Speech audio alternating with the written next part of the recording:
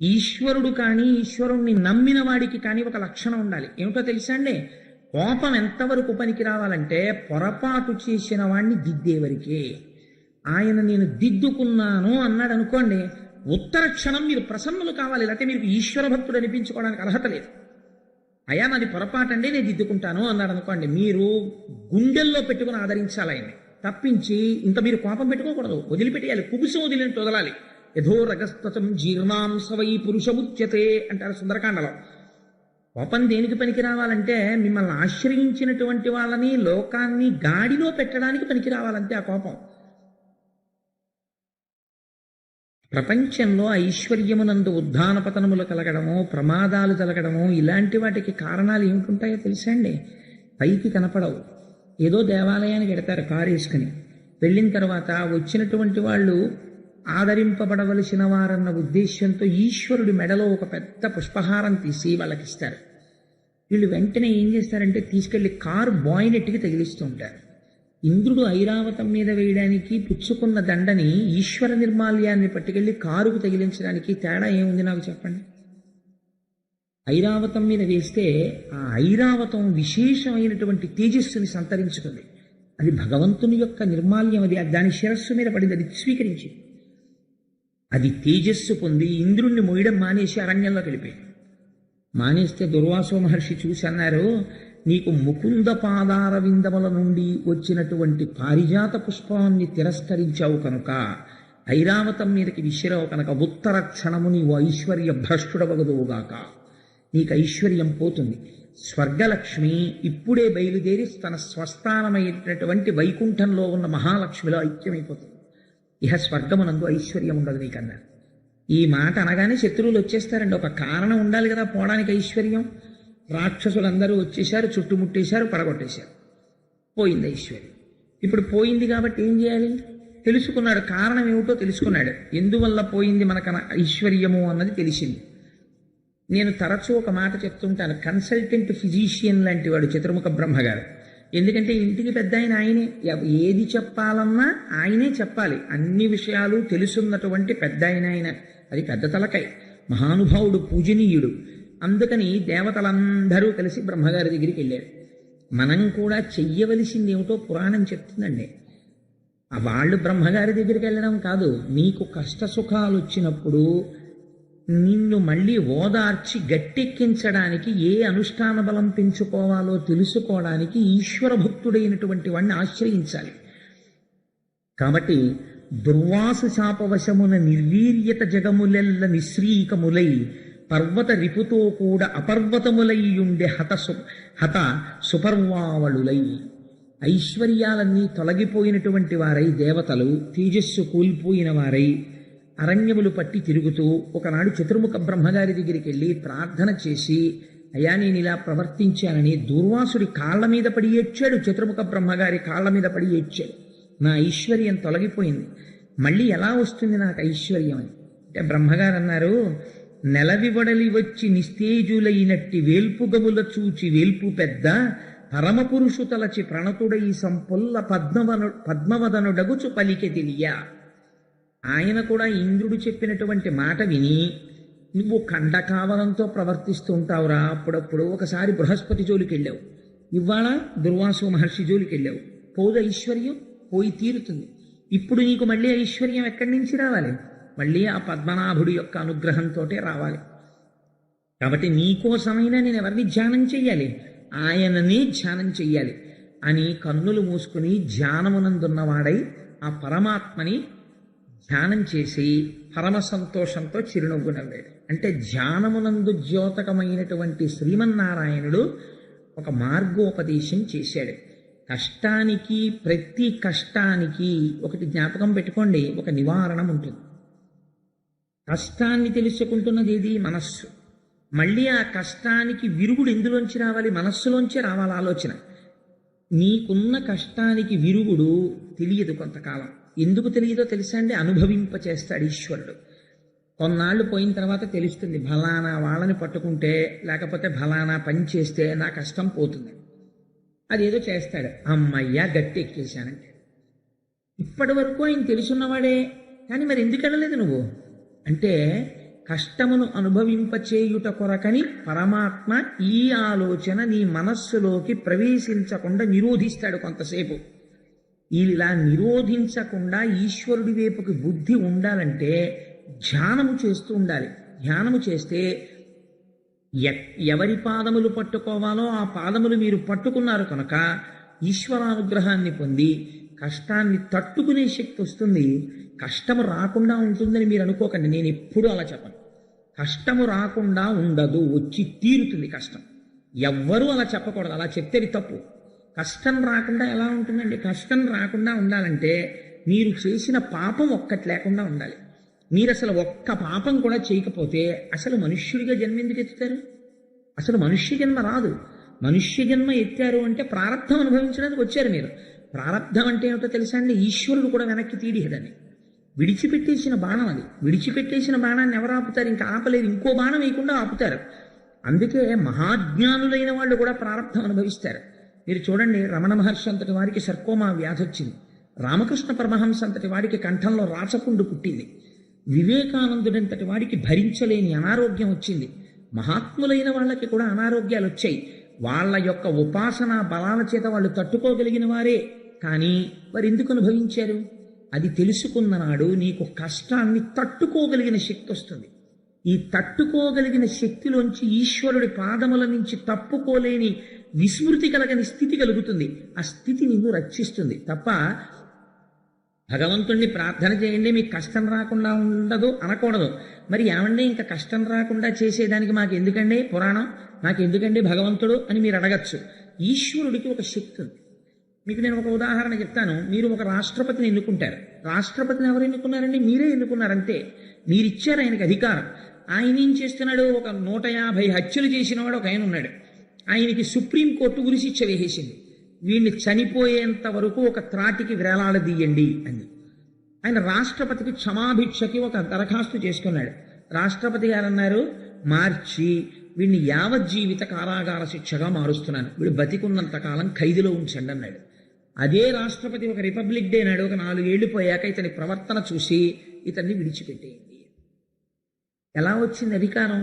ఒక సర్వోన్నత న్యాయస్థానం చెప్పిన దానికన్నా ఒక రాష్ట్రపతికి అధికారం ఎక్కడి నుంచి వచ్చింది అంటే, మీరు ఎన్నుకున్నటువంటి ఒక రాష్ట్రపతికే మీరు ప్రశ్నించలేని అధికారం ఉంటే, ఈ సర్వబ్రహ్మాండములకు సృష్టికర్త అయి సూర్యచంద్రుల యొక్క గమనమును శాసించగలిగినటువంటి పరమాత్మ మీ కష్టానికి రావలసినటువంటి ఫలితాన్ని బాగా తగ్గించడంలో ఆయనకి ఎందుకు ప్రమేయం ఉండదు? ఉంటుంది.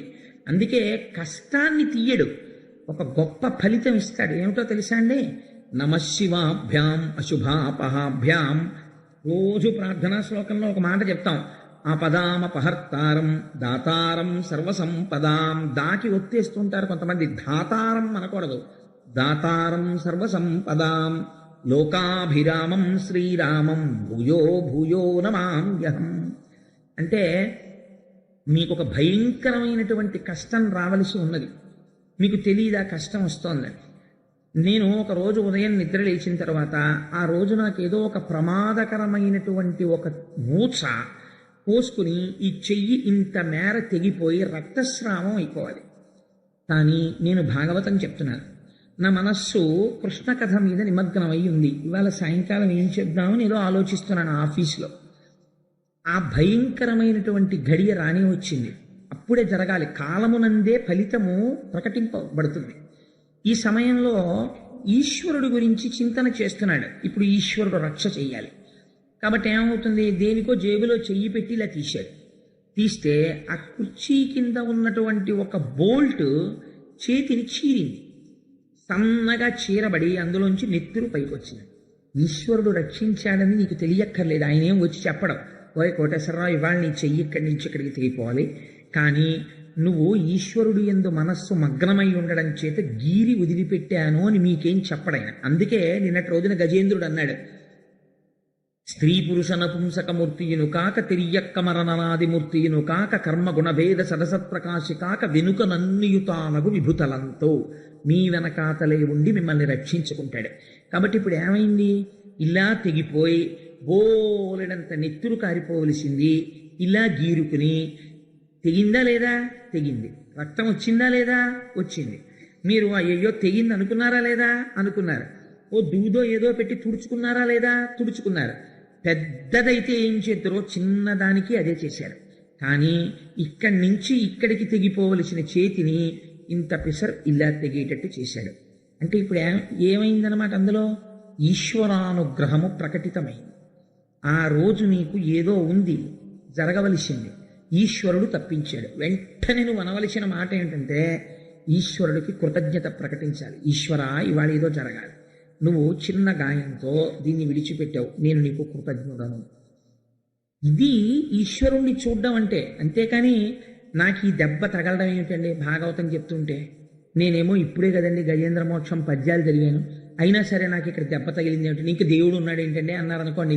నువ్వు చేసిన పాపం ఏది? నువ్వు ఒక్క పాపం చేయకుండా ఉన్నావు. ఎప్పటి జన్మలో ఎందుకండి? ఇవాళ లేచి నిద్ర లేచిన తర్వాత నేను ఒక్క పాపపు పని చెయ్యలేదు, పరమ ధర్మబద్ధంగా నడిచాను అని నీకు నువ్వు సెల్ఫ్ సర్టిఫికేషన్ చేసుకో చూస్తాను.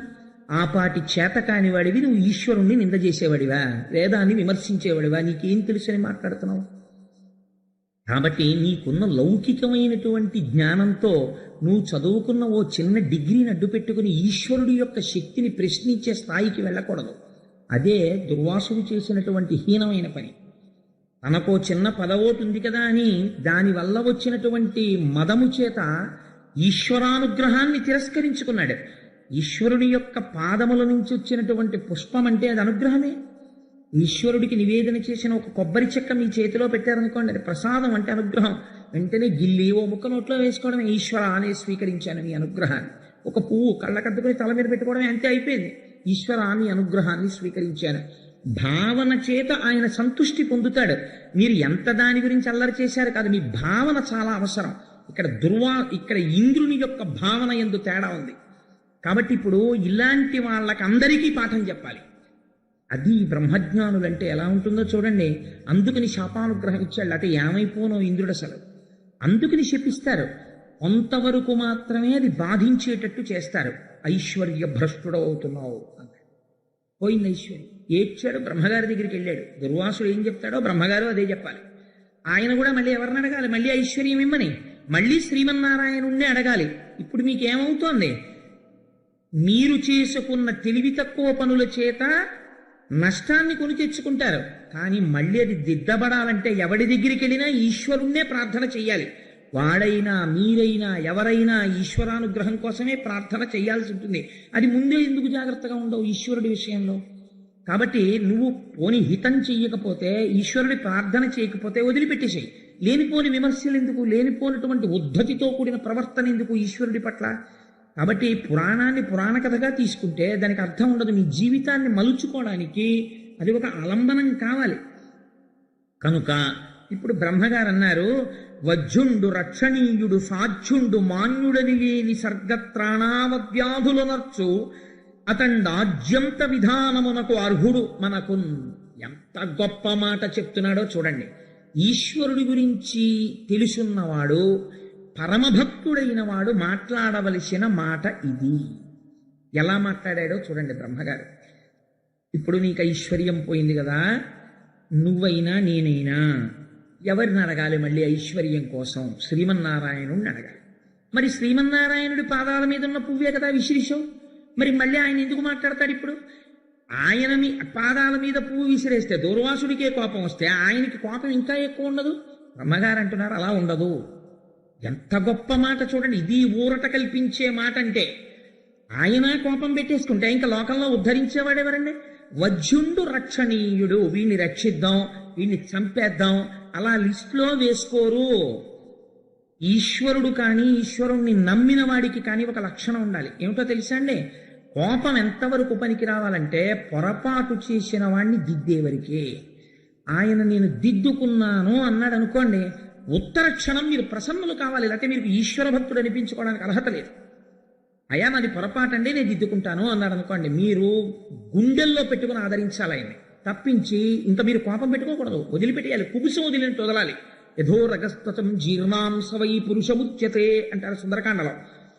కోపం దేనికి పనికి రావాలంటే మిమ్మల్ని ఆశ్రయించినటువంటి వాళ్ళని లోకాన్ని గాడిలో పెట్టడానికి పనికి రావాలంటే ఆ కోపం. కాబట్టి ఆయనకి శాశ్వత కోపం ఉండదు. నువ్వు తప్పు చేశావు, తెలుసుకున్నావు, వెంటనే దుర్వాసుడి కాళ్ళ మీద పడ్డావు, నా కాళ్ళ మీద పడ్డావు. కాబట్టి ఇప్పుడు నువ్వు నా కాళ్ళ మీద దుర్వాసుడి కాళ్ళ మీద పడితే సంతోషిస్తున్నవాడు ఎవరో తెలుసా? దూర్వాసుడు అంటుంటారు కాదు, దుర్వాసుడు. అదేమిటో నేను మీకు అంబరీషోపాఖ్యానంలో చెప్తాను. అందుకని ఆయన సంతోషిస్తున్నవాడు, ఆయనకి ఇంకా పర్మనెంట్గా వీడికి శిక్ష చేసేద్దాం, పర్మనెంట్గా రక్షించేద్దాం అని 2 లిస్టులు ఆయన రాయడలాగా. ఆయనకి అలా ఉండదు. తప్పు చేస్తే తనకి ఎంత దగ్గర వాడైనా శిక్షిస్తాడు. ఇదే దుర్వాసుణ్ణి అంబరీషోపాఖ్యానంలో శిక్షించాడు. అది విచిత్రం. ఇక్కడ దుర్వాసుడి మాటని లెక్క పెట్టి ఇంద్రుడిని శిక్షిస్తాడు. ఇది బ్రహ్మగారు ముందే నది చెప్పేస్తున్నాడు. ఎంత గొప్ప విషయమో చూడండి. ఇది తెలుసుకున్నవాడు భగవద్భక్తుడంటే, ఇది బ్రహ్మగారంటే, చతుర్ముఖ బ్రహ్మగారి స్థానానికి ఉన్న గొప్పతనం ఇది పురాణంలో. అందుకని ఆయన నవ్వి అంటున్నాడు, ఆయన శాశ్వతంగా ఎవరి పట్ల శత్రువు కాడు, శాశ్వత మిత్రుడు కాదు. జ్ఞాపకం పెట్టుకోండి. నీ నడువడిని బట్టి ఆయన మిత్రత్వము కాని శత్రుత్వము కాని ఆవిష్కరింపబడుతుంది. మీరు ఆయన పట్ల మర్యాదగా ఉంటే ఆయన చాలా అనుగ్రహంతో ఉంటాడు. ఆయన పట్ల మర్యాదకి మీరు ఏమీ చెయ్యక్కర్లేదు. ఈశ్వరుడు ఉన్నాడని అంగీకరించి నమస్కరిస్తే చాలు. మీ లేనిపోని మేధస్సు అంతా పెట్టేసి ఈశ్వరుడు యొక్క అస్తిత్వాన్ని ప్రశ్న చేసేటటువంటి స్థితికి ఎదగకూడదు. అటువంటి ఉద్ధతితో కూడిన పనులు చేస్తే ప్రమాదాలు వస్తాయి. కాబట్టి ఏమైంది? అలాంటి వాడు ఎవడున్నాడో వాణ్ణి మనం ప్రార్థన చేయాలి. నాయన ఇప్పుడు మొదల జలమిడిన భూజము తుదిని నడుమను చల్లదనము దొరకును మట్టిన్ మొదలను హరికిని బ్రొక్కిన ముదమందును ఎల్ల వేల్పు మూకలు నేను. ఎంత చిత్రమైన మాట చెప్తున్నాడో చూడండి. ఇది బ్రహ్మగారి మాట అంటే, ఇది మా స్వామి అంటే, చతుర్ముఖ బ్రహ్మ అంటే. అందుకే సరస్వతీపతి అయ్యాడు మహానుభావుడు. ఓయ్ ఇంద్ర, నేను కానీ దుర్వాసుడు కానీ సమస్త దేవతలు కానీ ఎప్పుడు సంతోషిస్తారో తెలుసా? శ్రీమన్నారాయణుడికి తిరిగి నమస్కరించినప్పుడే సంతోషిస్తాం. మాకు నమస్కరించి శ్రీమన్నారాయణ అనుగ్రహాన్ని పొందడం కాదు, శ్రీమన్నారాయణునికి నమస్కరిస్తే మేమందరం నీకు ఆప్తులవుతాం. ఎలాగంటే, చెట్టు యొక్క నీడ కావలసిన వాడు నీడనిచ్చే కొమ్మలకి నీళ్లు పోస్తాను, నేను మొదలకి నీళ్లు పొయ్యనంటే కొమ్మలు నీడనిస్తాయా? మొదలకు నీళ్లు పోయినప్పుడు మాడిపోతాయి. చెట్టు మొదల్లో నీళ్లు పోసిన వాడికి మొదట్లో నీళ్లు పోసావు, మేమెందుకు నీళ్ళిస్తాం, ఆ మొదల దగ్గరే కూర్చో అని కొమ్మలంటాయా? పళ్ళిస్తాయి, నీడిస్తాయి, అన్నీ ఇస్తాయి. అలా అన్నిటికీ మూలమైన వాడెవడో వాడి పాదాలు పట్టుకోవయా. వాడు శ్రీమన్నారాయణుడు. వాడికి కోపం ఉండదు, వాడికి ద్వేషం ఉండదు. అటువంటి వాడిని ప్రార్థన చేద్దాం. ఇదండి భావన అంటే. ఇలా చెప్పగలిగిన వాడెవడో వాడు బ్రహ్మ, వాణ్ణి బ్రహ్మస్థానమునందున్నవాడు అంటారు. ఇది భగవంతుడి గురించి మాట్లాడటంలో అటువంటి ఓదార్పు వచనమును పలకగలగాలి, అంత చక్కగా మాట్లాడగలగాలి. ఈ మాట చెప్పగానే ఇంద్రుడికి ఇప్పటిదాకా అమ్మ బాబోయ్ నేను అపచారం చేసేశాను, ఎంత కోపం పెట్టేసుకున్నాడో, ఇంకా నాకు మళ్ళీ లక్ష్మీ వైభవం ఇప్పుడు దొరుకుతుందో అని బెంగెట్టుకున్న వాడికి మళ్ళీ భగవంతుడి పాదములు ఆశ్రయించడం చాలా తేలిక. తప్పు చేసిన వాణ్ణి ఆయన క్షమిస్తాడు. ఈ బుద్ధి కలిగిందనుకోండి, పశ్చాత్తాప ప్రకటనము జరిగిందనుకోండి, వెంటనే వరం ఇచ్చేస్తాడు ఆయన. దితి తప్పు చేసింది సంధ్యాకాలంలో. హిరణ్యకశిపుడు పుట్టాడు. భర్త దగ్గరికి వెళ్ళి పడింది. మనవడు ప్రహ్లాదుడు పుట్టాడు. తప్పు చెయ్యడం సహజం, పశ్చాత్తాపడి మళ్ళీ జరగకుండా ఉండడం మంచి మనిషి యొక్క లక్షణం. కాబట్టి ఇంద్రుడు ఇప్పుడేం వెళ్ళి శ్రీమన్నారాయణకి ఎక్కడతో సహస్ర కలశాలతో అభిషేకమో సహస్ర కలువలతో పూజో మళ్ళీ చేయలేదు. మీరు ఇది గమనించాలి. పురాణంలో ఇంద్రుడు లోపల వెంటనే అవును నిజమే, నా స్వామి పాదాలే పట్టుకుంటాను, ఆయన చేత్తో వచ్చిన పువ్వే కదా విసిరిశాను, పొరపాటు అదే కదా జరిగింది, స్వామి నాది తప్పే మన్నించు. ఒక్క మాట ఇలా అనుకుని మనసులో నమస్కారం చేశాడంతే. ఇలా అనేటప్పటికీ ఏమైంది? అది విచిత్రం. ఎక్కడో వెళ్ళి కూర్చుని జీవితాంతం తపస్సు చేసినటువంటి వాళ్ళకి దొరకని దర్శనం పశ్చాత్తాపం కలగ్గానే ప్రత్యక్షమైపోయింది. ఎలా ప్రత్యక్షం అయ్యాడు? ఒకవేయార్కులు కూడినట్టి కరువయ్య జత్ప్రభాభూతితో ఒక రూపై చనుదించు మాక్య హరిదానొప్పారే ఆ వేలుపుల్ వికలాలోకనులై విషణ్ణమతులై విభ్రాంతులై మ్రోలగానక శంకించిరి కొంత ప్రొద్దు విభుగానంబోలునే వారికి. ఎంత చిత్రమైన మాట చూడండి. ఎప్పుడైతే ఇలా మనస్సులో పశ్చాత్తాపంతో నమస్కరించారో ఒకేసారి 1000 సూర్యబింబాలు వచ్చి భూమి మీద దిగాయి అనుకోండి, వెంటనే ముందు మనకేమవుతుంది? కళ్ళు కనపడడం మానేస్తాయి. కళ్ళు కనపడడం మానేసి ఏమిటొచ్చింది ఎదురుగుండా ఏమిటొచ్చిందని కళ్ళు మూసేసుకుంటాం, అంత వెలుతురు భరించలేక. అలాగే ఈశ్వర దర్శనము కలుగగానే సగుణముగా కనపడగానే అంతటా ఉన్నవాడు ఇక్కడ ఉన్నాడు వింటున్నాడు మొర, అసలు చూడలేకపోయారు. చూడలేక కళ్ళు మూసేసుకున్నారు. ఎదురుగుండా ఉన్నదేదో అర్థం చేసుకోలేకపోయారు. ఇప్పుడు చూడడానికి కూడా ఈశ్వరానుగ్రహమే ప్రసరించింది. ఇది గమ్మత్తు. ఆయన్ని చూడడానికి ఉపకరణం ఏమిటో తెలుసా అండి? ఆయన అనుగ్రహమే. ఆయన అనుగ్రహంతోనే ఆయన్ని చూడాలి, లేకపోతే చూడడం కూడా కుదరదు. ఇప్పుడు ఆయన అనుగ్రహంతో ఆయన అంతటా వ్యాపించిన వాడు ఈ కంటితో చూడడానికి వీలుగా వచ్చి నిలబడ్డాడు. నిలబడితే ఈశ్వరానుగ్రహంతోనే చూశారు. అంటే ఇప్పుడు మీకు ఏం చెప్తున్నట్టు క్షీరసాగర మథనానికి ముందు? ఒక ప్రపంచంలో ఒక మహత్తరమైన శక్తి ఉన్నది.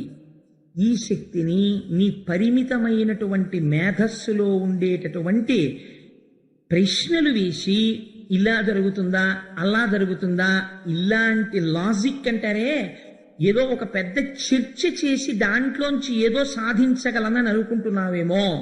ఈశ్వరుడు లొంగేది విశ్వాసమునకే, జ్ఞాపకం పెట్టుకో. పువ్వు కాదు, పువ్వు ప్రసాదం ఏమిటి? అవిశ్వాసం, పోయిందంతే ఐశ్వర్యం.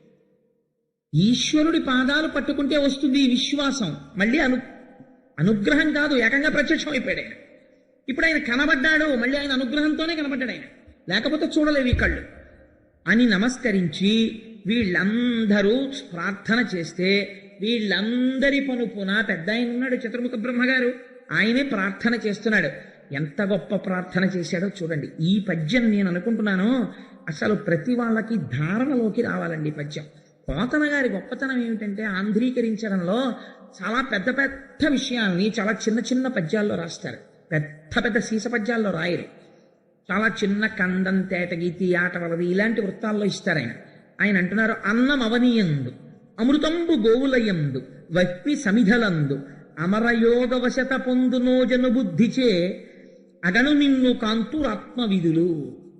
భగవంతుణ్ణి బాగా ఎరుకగలిగినటువంటి జ్ఞానమున్నవారు ఈశ్వరుణ్ణి ఇక్కడున్నాడు అక్కడ లేడు అని కాకుండా అంతటా చూడగలరు. ఎలా చూడగలరు? వాళ్ళకి నామరూపాలు కనపడవా అంటే ఆయన 3 ఉపమానాలు ఇచ్చారు. అన్నం అవనియందు, భూమిని చూసినప్పుడు ఎంత గౌరవంగా ఉంటాడంటే, కాళ్ళు కడుక్కొచ్చాడు భోజనానికి శుభ్రంగా, ఇస్తటి నిండా వడ్డించారు. కాళ్ళు చేతులు అని కదా అంటాం మనం. భోజనానికి ఇక్కడ వరకు వచ్చి కూర్చోవడానికి ఏవి ఆధారమయ్యాయి? కాళ్ళు ఆధారమయ్యాయి. తినడానికి పనికొస్తున్నవి ఏవి ఆధారమయ్యాయి? చేతులు ఆధారమయ్యాయి. తినడానికి మాత్రం పనికొస్తారా? అసలు పాపం ఈ భోజనానికి రావడానికి మొదటి ఉపకరణం కాళ్ళు. ఇవి పెట్టకుండా అన్నం తినడం ఏమిటని 2 పాదాలు ఎత్తి విస్తట్లో పెట్టుకున్న తర్వాత ఎవడైనా తింటాడా? తినడు. ఎందుకు తినడు? అన్నమును చూస్తున్నాడు, అందులో బ్రహ్మమును చూస్తున్నాడు, తనలోకి వెళ్ళవలసిన పదార్థాన్ని శౌచంతో తీసుకుంటున్నాడు. అన్నం ఎక్కడి నుంచి వస్తోంది? భూమిలోంచి వస్తోంది. కాబట్టి భూమిని, అన్నాన్ని ఎంత పవిత్రంగా చూస్తున్నావో భూమిని ఎంత పవిత్రంగా నువ్వు చూడగలిగితే నా పోషణ భారమంతా ఇందులోంచే జరుగుతోంది అని నువ్వు గుర్తించగలిగితే దాని యందు నీకు భక్తి కలుగుతుంది. కాబట్టి అన్నం అవనియందు, ఈ భూమియే అన్నమో అని తెలుసుకుంటే జ్ఞానంతో ఇది అన్నము అని నేను అన్నాను అనుకోండి, అదేమిటండి ఇది భూమి అని మీరు అన్నారనుకోండి, అన్నము అన్నవాడెవడో వాడు ఆత్మవిధుడు, వాడు నిజమైన తత్వం తెలుసుకున్నాడు.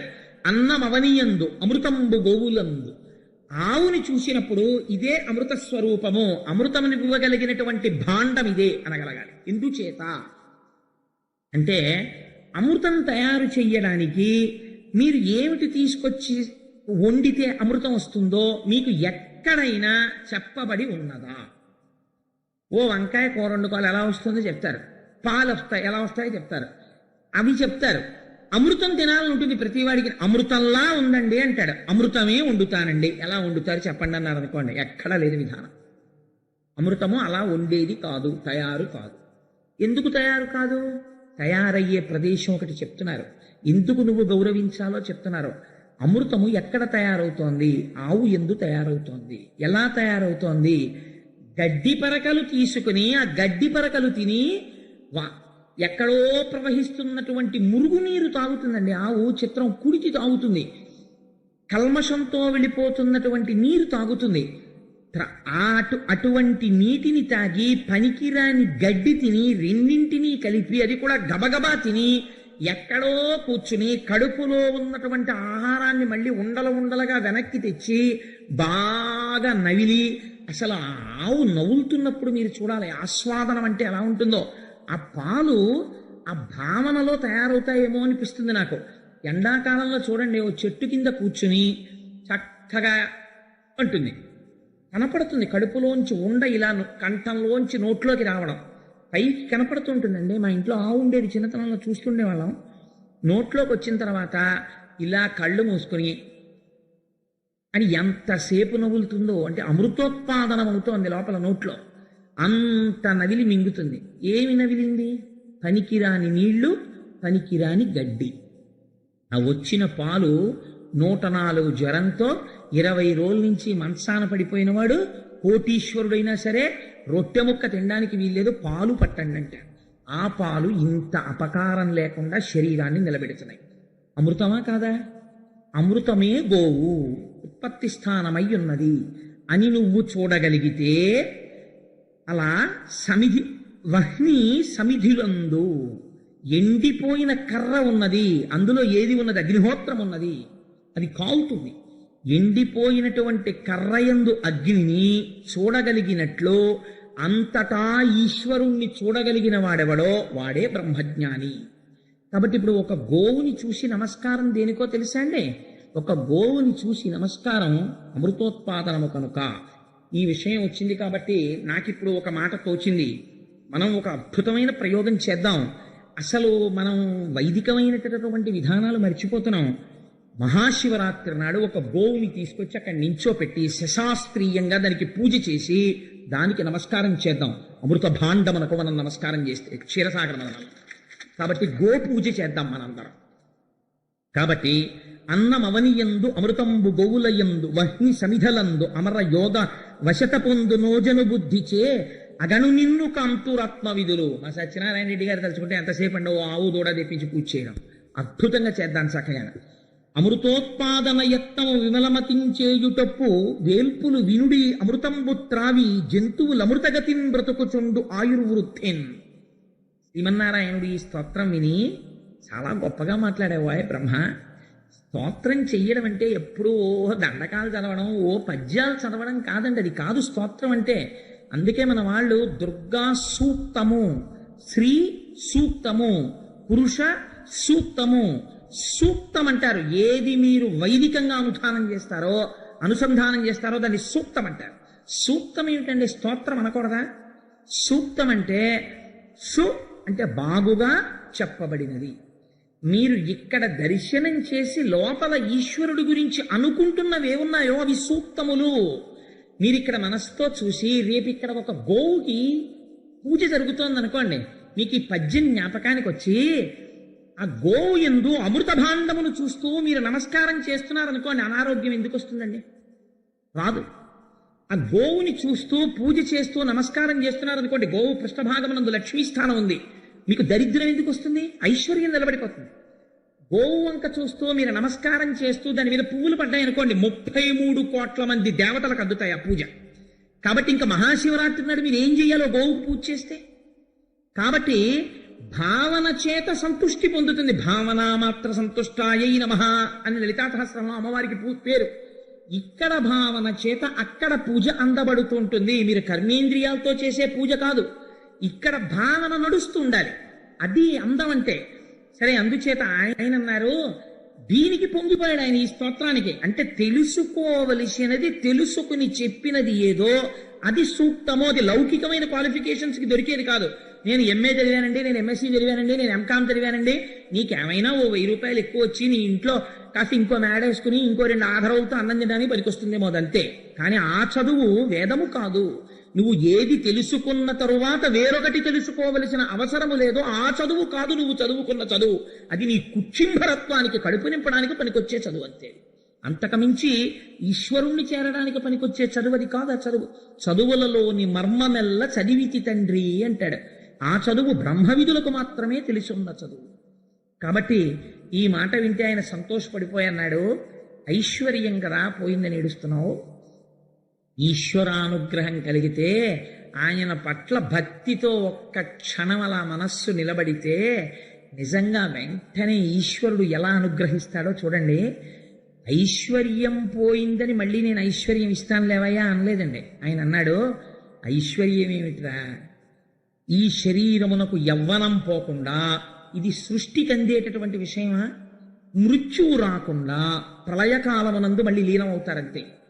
మృత్యువు రాకుండా, వృద్ధాప్యం రాకుండా, ఐశ్వర్యము చెడకుండా, అనారోగ్యము రాకుండా, నిరంతరము తేజస్సుతో కనురెప్ప ఇలా పడకపోయినా సరే హాయిగా సమస్త తేజస్సుని చూడగలిగి, భూమికి పాదమానకుండా అంతటా తిరగగలిగిన ఇన్ని శక్తులనీయగలిగిన అమృతాన్ని నీకు ఇస్తాను అన్నది ఈ ఈశ్వరానుగ్రహం అండి. అసలు నోరు విప్పేమని అడిగాడండి ఇంద్రుడు. ఇలా అన్నాడంతే, మనసులో తలుచుకుని నాది తప్పే మహానుభావ అన్నాడు. ఇది సూక్తం అంటే. ఇక్కడ తెలుసుకుని చెప్పుట. ఆయనేమిస్తున్నాడు, అమృతాన్ని ఇస్తాను అంటున్నాడు. ఇప్పుడు ఈ మాటలని, దీనికోసం మీరు ఏం చెయ్యాలో తెలుసా? ఈ అమృతోత్పాదనం కోసం, అమృతోత్పాదనం అంటే ఏమిటో, క్షీరసాగర మథనం అంటే ఏమిటో, దానికి తాత్వికమైనటువంటి అనుసంధానం ఎలా ఉంటుందో మీకు మొత్తం క్షీరసాగర మథనం అయిపోయాక చెప్తాను.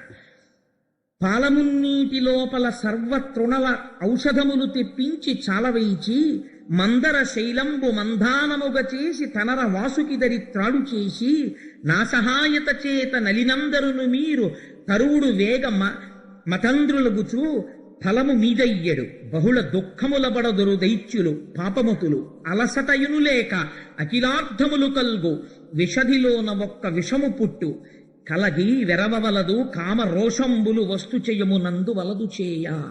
లక్ష్మీ కటాక్షం అంటే ఏమిటో ఈ పద్యంలో చెప్తున్నారు.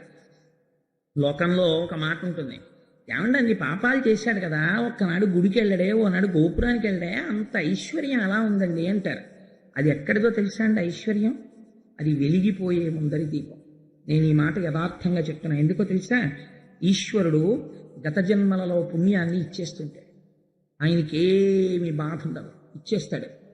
పాపము ఇది పూర్తి అయిపోగానే పాప ఫలితాన్ని ఇవ్వడం మొదలు పెడతాడు. తదేవ ఫలమన్వేతి ధర్మస్యాధర్మనాశన ప్రాప్తం ధర్మ ఫలం తావద్భవతా నాత్ర సంశయ.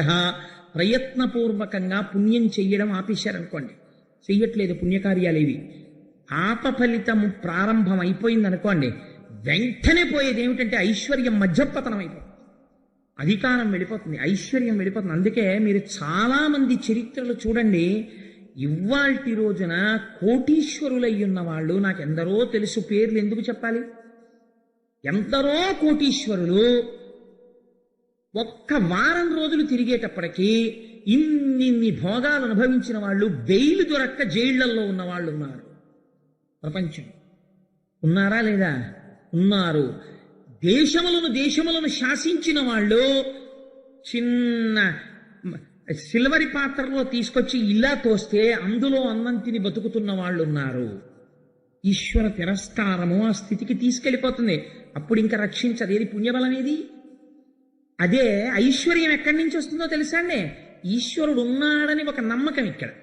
ఆ నమ్మకంతో ఏదో ఒక పుణ్యకార్యం చేస్తూ ఉంటారు, అది కాపాడుతుంటుంది, రక్షిస్తుంటుంది. చిన్న చిన్న ఇబ్బందులు వస్తుంటాయి, కానీ ఇది రక్ష చేసేసి నిలబెట్టేస్తుంటుంది. ఇప్పుడు శ్రీ మహావిష్ణువు ఒక గొప్ప మాట చెప్తున్నారు. పాలమున్నీటి లోపల సర్వతృణలౌషధములు తెప్పించి చాలా వేయించి, క్షీరసాగరంలోకి మీరు అనేకమైనటువంటి ఔషధులను తీసుకురండి, గడ్డి తీసుకురండి, ఇవన్నీ తీసుకెళ్ళి, పువ్వులు తీసుకురండి, ఇవన్నీ పట్టుకెళ్ళి పాల సముద్రంలో వెయ్యండి. లోపల భావన ఎలా ఉండాలో తెలుసా? పాల సముద్రం అన్న భావన ఈ మాట మీరు ఎర్రసిరాతో అండర్లైన్ చేసి గుర్తుపెట్టుకోండి. ఎందుకంటే క్షీరసాగర మథనం అంటే ఏమిటో అది. ఏమంటే అలా పాలు ఉంటాయా ప్రపంచంలో? పాలుంటే పులిసిపోవా, పాలు విరిగిపోవా? వీటికి తాత్వికమైన సంబంధానికి ఆఖరణ చెప్తాను. అమృతోత్పాదనం అయిపోయాక మీరు ఎలా భావన చెయ్యాలో తెలుసా? క్షీరసాగర మథనం చేసేటప్పుడు పాల సముద్రాన్ని పాలకుండగా భావించండి. కుండలో ఉన్న పాలు, ఈ బయట పృథివీ ఉంది కదా, అందులో కదా పాల సముద్రం ఉంది, అందుకని ఒక పాలకుండ. ఇప్పుడు ఆ పాలు చిలికేటప్పుడు పెరుగు చిలుకుతారు సాధారణంగా. ఈయనేమంటున్నారు? పాలు చిలకమంటున్నారు. ఈ మాటలు జ్ఞాపకం పెట్టుకోండి బాగానే. ఈ పాలు చిలికేటప్పుడు అందులో ఔషధీ పత్రములను వెయ్యండి. తృణములు గడ్డి వెయ్యండి, ఇవన్నీ వెయ్యండి. వేసి అప్పుడు మీరు మందర పర్వతాన్ని తీసుకొచ్చి ఆ పాల సముద్రంలోకి మెల్లగా దించండి కవ్వం కింద. తిప్పడం కోసమని నా అనుగ్రహంతో ఆ మందరగిరి నిలబడుతుంది. అలాగా నిలబడినప్పుడు దానికి వాసుకుని త్రాడిగా చుట్టండి. దేవతలు దానవులు అటు ఇటు పట్టుకోండి. కానీ మీకు ఇప్పుడు ఐశ్వర్యం పోయింది కాబట్టి దానవులు మీ మాట వినరు. నాగుపాము కూడా ఎలకని పట్టుకోవాలంటే కలుగులోంచి వచ్చి కాసేపు పడుకుంటుంది. దానవుల్ని మట్టు పెట్టడానికి మీరు కొంత ఓర్పు వహించి స్నేహం చెయ్యండి. ఈశ్వరుడికి ఎవరి మీద విరోధం లేనప్పుడు దానవులు పాడైపోవాలని ఆయన ఎందుకు అనుకోవాలండి? అంటే దానవులు ఏది గెలిచినా నేనే గెలిచానంటాడు. ఈశ్వరానుగ్రహంతో నాకు వచ్చింది అండవు. వీళ్ళు ఏది పోయినా ఈశ్వరుణ్ణి ప్రార్థన చేస్తారు, అయ్యా పోయింది నువ్వే ఇప్పించంటారు తప్ప వీళ్ళు మళ్ళీ భుజాలు తరచు యుద్ధానికి వెళ్ళరు. అయ్యా మా గురువుగారి వల్ల మేము గురువుగారిని ఇబ్బంది పెట్టామండి అని మళ్ళీ గురువుగారి కోసం పెడతారు. అయ్యా పొరపాటు అయిపోయిందండి మేము భగవంతుణ్ణి నింద చేశామని మళ్ళీ దేవుడి కోసం పెడతారు. ఈ ఈ జ్ఞానం ఉన్నవాడు దేవత, నా అంతవాణ్ణి నేనన్నవాడు రాక్షసుడు. అందుకని వాడికి ఇష్టమానం పోతుంటుంది, ఐశ్వర్యం వచ్చినట్టు వస్తుంది, జారిపోతుంటుంది, అది నిలబడదు. అందుకే రాక్షసులకు వచ్చిన ఐశ్వర్యాన్ని ఈశ్వరుడు తీసేస్తూ ఉంటాడు, దేవతలకి పోయిన ఐశ్వర్యాన్ని ఈశ్వరుడు ఇస్తూ ఉంటాడు. నువ్వు ఎలా ఉండాలనుకుంటున్నావో నీ ఇష్టం. కాబట్టి ఇప్పుడు దానవులు పాడవుతారు, కానీ వాళ్ళని క్షీరసాగర మదనానికి తీసుకురండి. తీసుకొచ్చి చిలకండి. అలా దానవుల్ని కూడా మరి ఎందుకండి తేవడం? తాత్విక అవగాహనలో చెప్తాను ఆఖరణ. ఎందుకంటే మీకు రావలసిన అనుమానాలు కూడా నేను చెప్పేస్తున్నాను. అప్పుడు మీరు ఈ వాసుకుని చుట్టండి, చుట్టి తిప్పండి. అందులోంచి అమృతోత్పాదనం అవుతుంది, అమృతం పుడుతుంది. పుట్టే ముందు హాలాహలం వస్తుంది. మొదట మీరు కోరుకున్న వస్తువులు వస్తాయి అనుకోకండి, విషం వస్తుంది, అగ్నిహోత్రం వస్తుంది, భయపడకండి. పూనికతో మళ్ళీ చిలకండి. ఇంకొక విషయం, చాలా గొప్ప గొప్ప వస్తువులు పుడతాయి, మనసు పారేసుకోకండి, నిగ్రహించుకోండి. నేను ఇస్తే పుచ్చుకోండి, లేకపోతే ఊరుకోండి. ఎవడికి ఏది ఇవ్వాలో నాకు తెలుసు, అది వాడికి ఇస్తాను. పుచ్చుకుని పాడైపోయే వాళ్ళు కొందరు ఉంటారు, ఏవి పడితే అవి ఎవరు పడితే వాళ్ళు పుచ్చుకోకూడదు. ఈ మాట నేను ఎందుకంటున్నానో తెలుసా అండి? ఒక పీఠాధిపతి చక్రాన్ని పెట్టి అర్చన చేస్తాడు, ఆయన జ్ఞానంలో పైకెక్కుతాడు. ఒక గృహస్థుడు ఇచ్చి చక్రం పెట్టాడు అనుకోండి, పెద్ద శ్రీచక్రం పట్టుకొచ్చి పెట్టించాడు అనుకోండి, దెబ్బతింటాడు. ఎందుకని? ఆరాధన తెలియాలి. నా ఇంట్లో ఫ్యూజ్ పోతే నేను వేసుకోవచ్చు, పోల్ మీద ఫ్యూజ్ పోస్తే పోల్ ఎక్కాను అనుకోండి కింద పడిపోతాను. పోల్ మీదకి ఎక్కేవాడికి గ్లోవ్స్ పెట్టుకోవాలి, వాడు ఏపీఎస్సిబి ఎంప్లాయ్మెంట్లో ఉండాలి, ఏవో కొన్ని లక్షణాలు ఉంటాయి. Handle with care. కొన్ని మీరు హ్యాండిల్ చేయలేరు, గురుముఖంగా అనుగ్రహం ఉంటేనే మీరు చెయ్యగలరు. కాబట్టి బొటన వేలంత ఈశ్వరుణ్ణి పెట్టుకోండి, అనుగ్రహాన్ని పొందుతారు. కాబట్టి ఆయన ఎంత గొప్పగా మాట్లాడతారో చూడండి, శ్రీమన్నారాయణుడు మాట్లాడితే. అందుకని దైత్యులు పాడవుతారు, మీరు సుఖపడతారు. కొన్ని వస్తువులు వస్తాయి, కనబడ్డ వల్ల నాకు నాకు నాకు అనకండి. ఏమి ఇవ్వాలో నేను అంటాను, తీసుకోండి అంటాను, ఊరుకోండి. అంతేగాని అదేంటండి వచ్చింది కదా వాళ్ళకి ఇచ్చేస్తున్నారు ఏంటండి వీళ్ళకి ఇచ్చేస్తున్నారండి అనకండి. ఎవడికి ఏమి ఇవ్వాలో నేను చెప్తాను అన్నారు. అంటే వీళ్ళందరూ అన్నారు అలాగే అన్నారు. ఇప్పుడు వీళ్ళకి బుద్ధి వచ్చింది, ఇది విశ్వాసము. ఇప్పుడు వెంటనే దేవతలు ఏంటి సార్ అదే అదేంటి సార్, పాల సముద్రానికి వెళ్ళి అందులో మందరికి రెట్టమా, పావును తీసుకొచ్చి చుట్టమా, కరిస్తే అండి, పావు తెగిపోతే అండి, లేకపోతే దానికి కుబుసం పడితే అండి, పాల సముద్రంలో మందరగిరి మునిగిపోదా అండి? ఒకవేళ అలా ముందు పెట్టి తాడు చుట్టమా, తాడు చుట్టి దాన్ని పెట్టమా, మేమెక్కడ నించోం, మీరు పొజిషన్లు గీసిస్తారా, ఇవేమైనా అడిగారా? అంటే క్షీరసాగర మథనమునకు ప్రారంభమేది విశ్వాసం. ఎందుకు విశ్వాసము చివర చెప్తాను. కాబట్టి ఇలా చెయ్యండి, మందరగిరిని తీసుకెళ్లి దింపండి, ప్రారంభం చెయ్యండి అన్నారు. అంటే తప్పకుండా స్వామి మేము బయలుదేరుతాం అన్నారు. అని విశ్వాసమును చూస్తున్నారు స్వామి. చేస్తారా వీళ్ళు? మొట్టమొదట ఏం చేయాలంటే మందర పర్వతాన్ని తీసుకెళ్లి సముద్రంలో పెట్టాలి. వెంటనే ఇవాల్టి రోజునైతే మనం ఏమంటాం, హౌ ఈజ్ ఇట్ పాసిబుల్, మందర పర్వతాన్ని తీసుకెళ్లి సముద్రంలో ఎలా దింపుతామండి? సైన్స్ కందది విషయం అంటాం మనం. భగవత్ సంబంధమైన విషయమునకు ఇతరమైనటువంటి హేతువునకు ఎంత తేడా వస్తుందో చూడండి. వాళ్ళు ఏది మాట్లాడుతున్నారు అసలు అన్నది మీరు అర్థం చేసుకుందరు. కానీ ఇప్పుడు వీళ్ళు ఏం చేశారు, త్వష్ట ప్రజాపతి దగ్గరికి వెళ్ళారు. వెళ్ళి మాకొక వాడి పాల కావాలి అంటే, తౌగాలు అంటారే, ఇంట్లో గడ్డవి చెక్కుతుంటారు, అటువంటి తౌగాలు ఒకటి తయారు చేయి అన్నారు. అంటే త్వష్ట ప్రజాపతి తయారు చేసి ఇచ్చాడు. ఎందుకని అడిగాడు. మందర పర్వతం కింద తవ్వేస్తాం, దాన్ని ఊడ తీసి పట్టుకెడతాం సముద్రానికి అన్నారు. సరే అదేట్రా అలాంటి పని ఏమిట్రా అనలేదు, శ్రీమన్నారాయణుడు చెప్పాడు అన్నారు. అయితే చేసి ఇచ్చేస్తానన్నాడు. విశ్వాసం ఉన్న వాళ్ళ బ్యాచ్ అంతటిని మీకు చెప్తున్నాను. విశ్వాసం లేని వాళ్ళ బ్యాక్ షాట్ వస్తుంది. ఎందుకు పోతుందో ఐశ్వర్యం, ఆయన ఆ మాట ఎందుకు అన్నాడో మీరు చూద్దురు కానీ.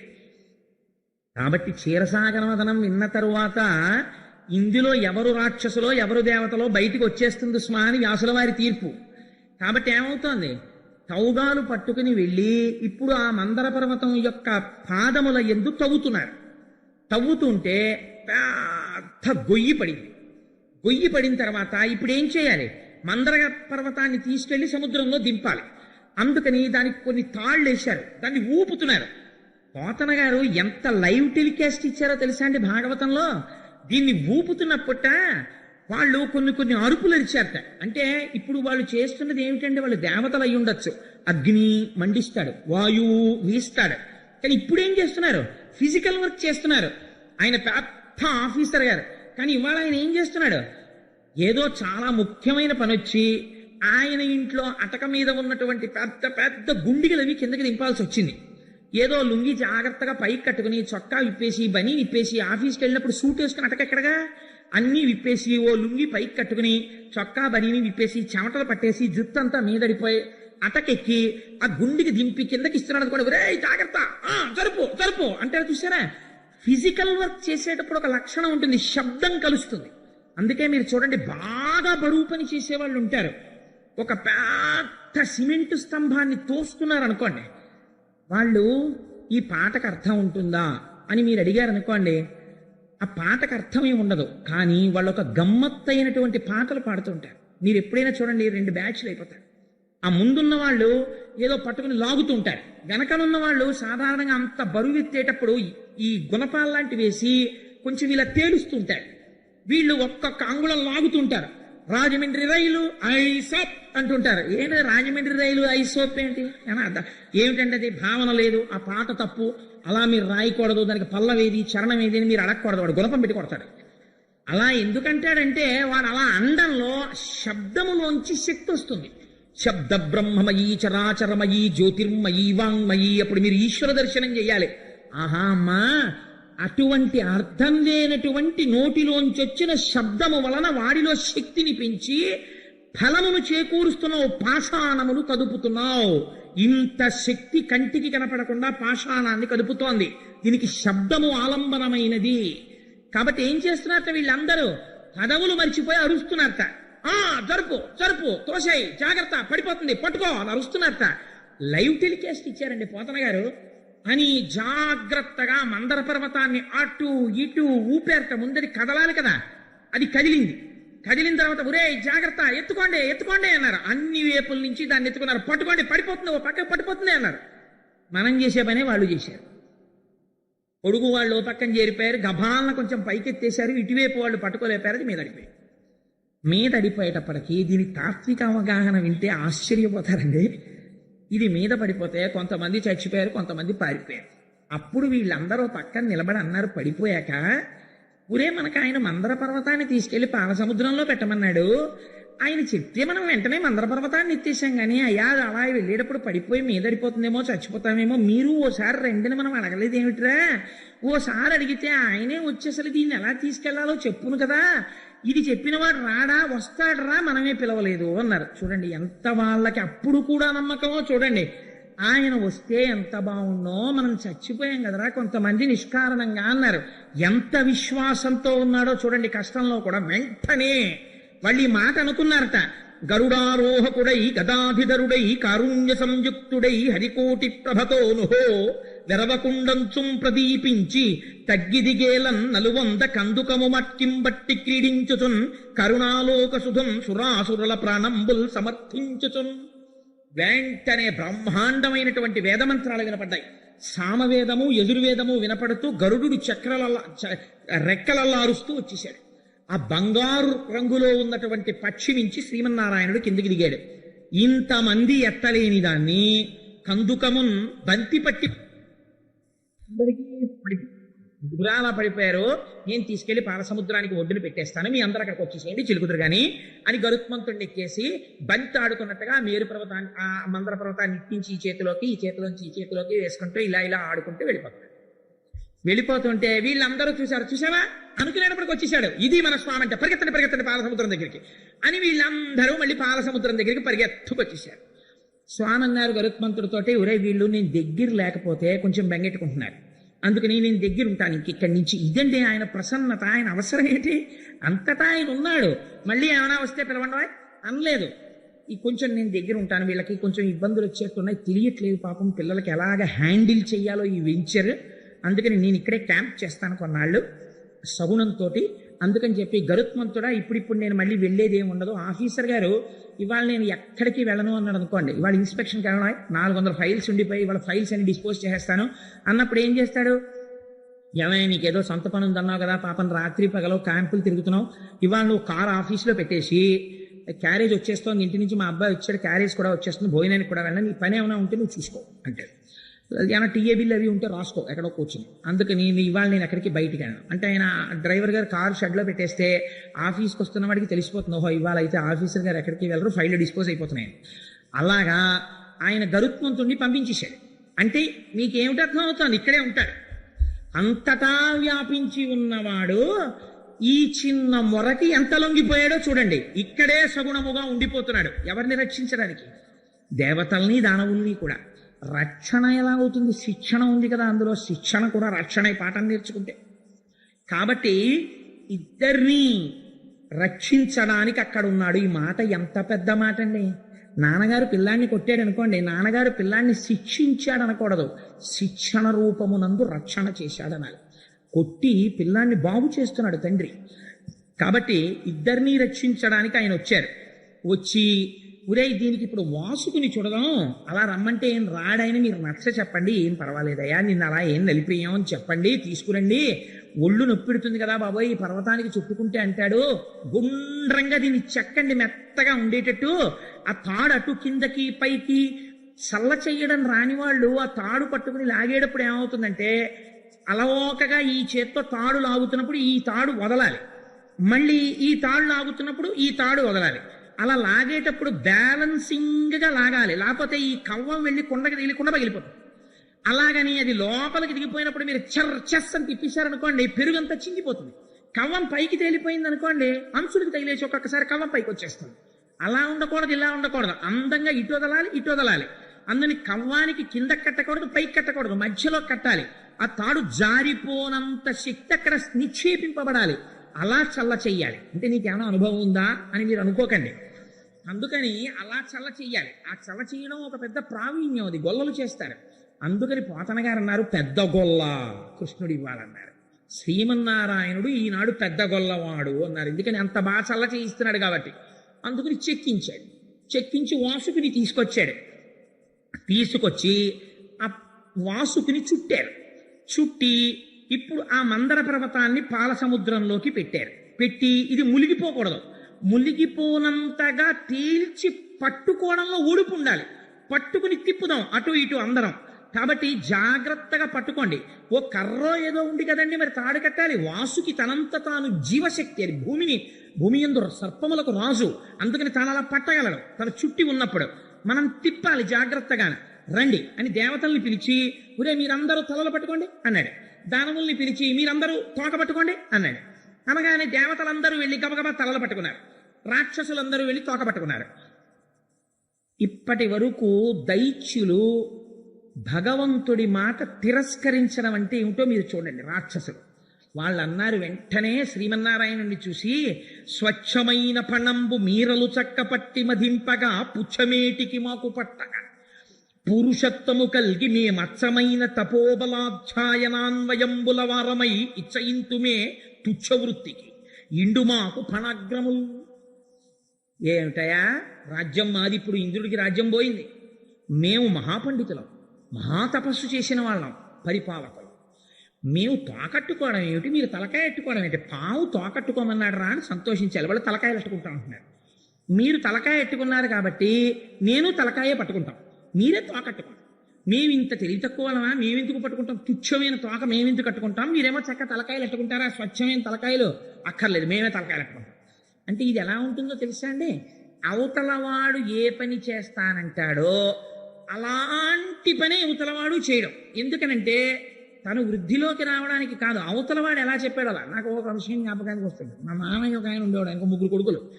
ఓ రోజు నేను విశాఖపట్నం వెళ్ళినప్పుడు పెద్ద కొడుకుని పిలిచి ఎవరే నువ్వు ఏమవుతావురా అన్నాడు. అంటే ఆయన అన్నాడు, నేను విమానం డ్రైవర్ అవుతాను నాన్నగారు అన్నాడు. కొంచెం అదోలా చూసి, అలా ఎందుకు అవ్వాలనుకుంటున్నావు అన్నాడు మా మామయ్య. అంటే రోడ్డు మీద ఏదైనా వెళదాము అంటే ఆ కారు జీపు అన్నీ అడ్డొస్తాయండి, ఆ పడిపోతుంటే విమానానికి అయితే ఏం అడ్డుండో హాయిగా వెళ్ళిపోవచ్చు, చెడిపడితే అటు విమానం డ్రైవర్ అవుతాను నాన్నగారు అన్నాడు. వాడు ఆ కోణంలో చూశాడు. అందుకని నేను విమానం డ్రైవర్ అవుతాను. ఆల్రెడీ బాగానే ఉంది, ఫోన్లే పైలట్ ఆఫీసర్ బాగానే ఉంది కదా, సరే అలా నువ్వు అవ్వచ్చు, నేను సంతోషించాను. రెండో వాడిని పిలిచి ఒరే నువ్వేమవుతావు అన్నాడు. అంటేనా వాడు పెద్దవాడు ఏం చెప్పాడో అదే కోణంలో ఆలోచించాడు. ఆలోచించి నాన్నగారు నేను కారు డ్రైవర్ అవుతాను అన్నాడు. ఎందుకు అవుతావు అన్నాడు కొంచెం బాధపడి. ఫోన్లే సొంత కారు అనుకుందాం అందాక అనుకుని కారు డ్రైవర్ ఎందుకు అవుతావు అన్నాడు. అంటే నాన్నగారు స్కూటర్ కానీ సైకిల్ కానీ అయితే వెళ్తున్నప్పుడు పడిపోతే దెబ్బలు తగులుతాయండి, కారు అయితే ఇలా పడిపోదు కదా, మహా అయితే ఇలా ఆగిపోతుంది, కారు గుద్దుకుంటుంది కానీ నాకేం గుద్దుకోదు కదా అన్నాడు. సరే వీడి పని కూడా బాగానే ఉంది అనుకో. మూడో వాడిని పిలిచి నువ్వేమవుతావు అన్నాడు. నాన్నగారు నేను రిక్షా తొక్కుకుంటాను అన్నాడు. అదేమి అన్నాడు. ఎప్పుడైనా కారు పడిపోతే ప్రమాదం జరిగి తీరుతుంది, రిక్షా పడిపోతే ఏమీ అవదు పెద్ద ప్రమాదం, అందుకని రిక్షా తొక్కుకుంటానన్నాడు. కాబట్టి పెద్దవాడు మొదలుపెట్టిన కోణం మూడో వాడి దగ్గరికి వెళ్ళేటప్పటికి అధోగతి అయింది. అలా ఈ దానవుల్లో ఒకడికి వచ్చింది ఆలోచన, వాళ్ళు తలకాయలు పట్టుకోవడం ఏంటి, మనం తోకలట్టుకోవడం ఏంటని. ఇది ఆఖరికి విప్లవం చేసి వీళ్ళు శ్రీమన్నారాయణుణ్ణి ఎదిరించారు. ఆయన చెప్పారు మనం పట్టుకుందాం, ఏదైతే ఉందిరా తాడు ముక్క అటు ఇటు సమానంగా తిప్పాలి, దాన్ని తలలు పట్టుకుంటే ఏంటి తోకలు పట్టుకుంటే ఏంటి, పెద్ద ఆయన చెప్పాడు ఆయన మాట విందామని లేదు. వాళ్ళు పట్టుకున్నది మాకు కావాలన్నారు, అందుకే పాడైపోతారు.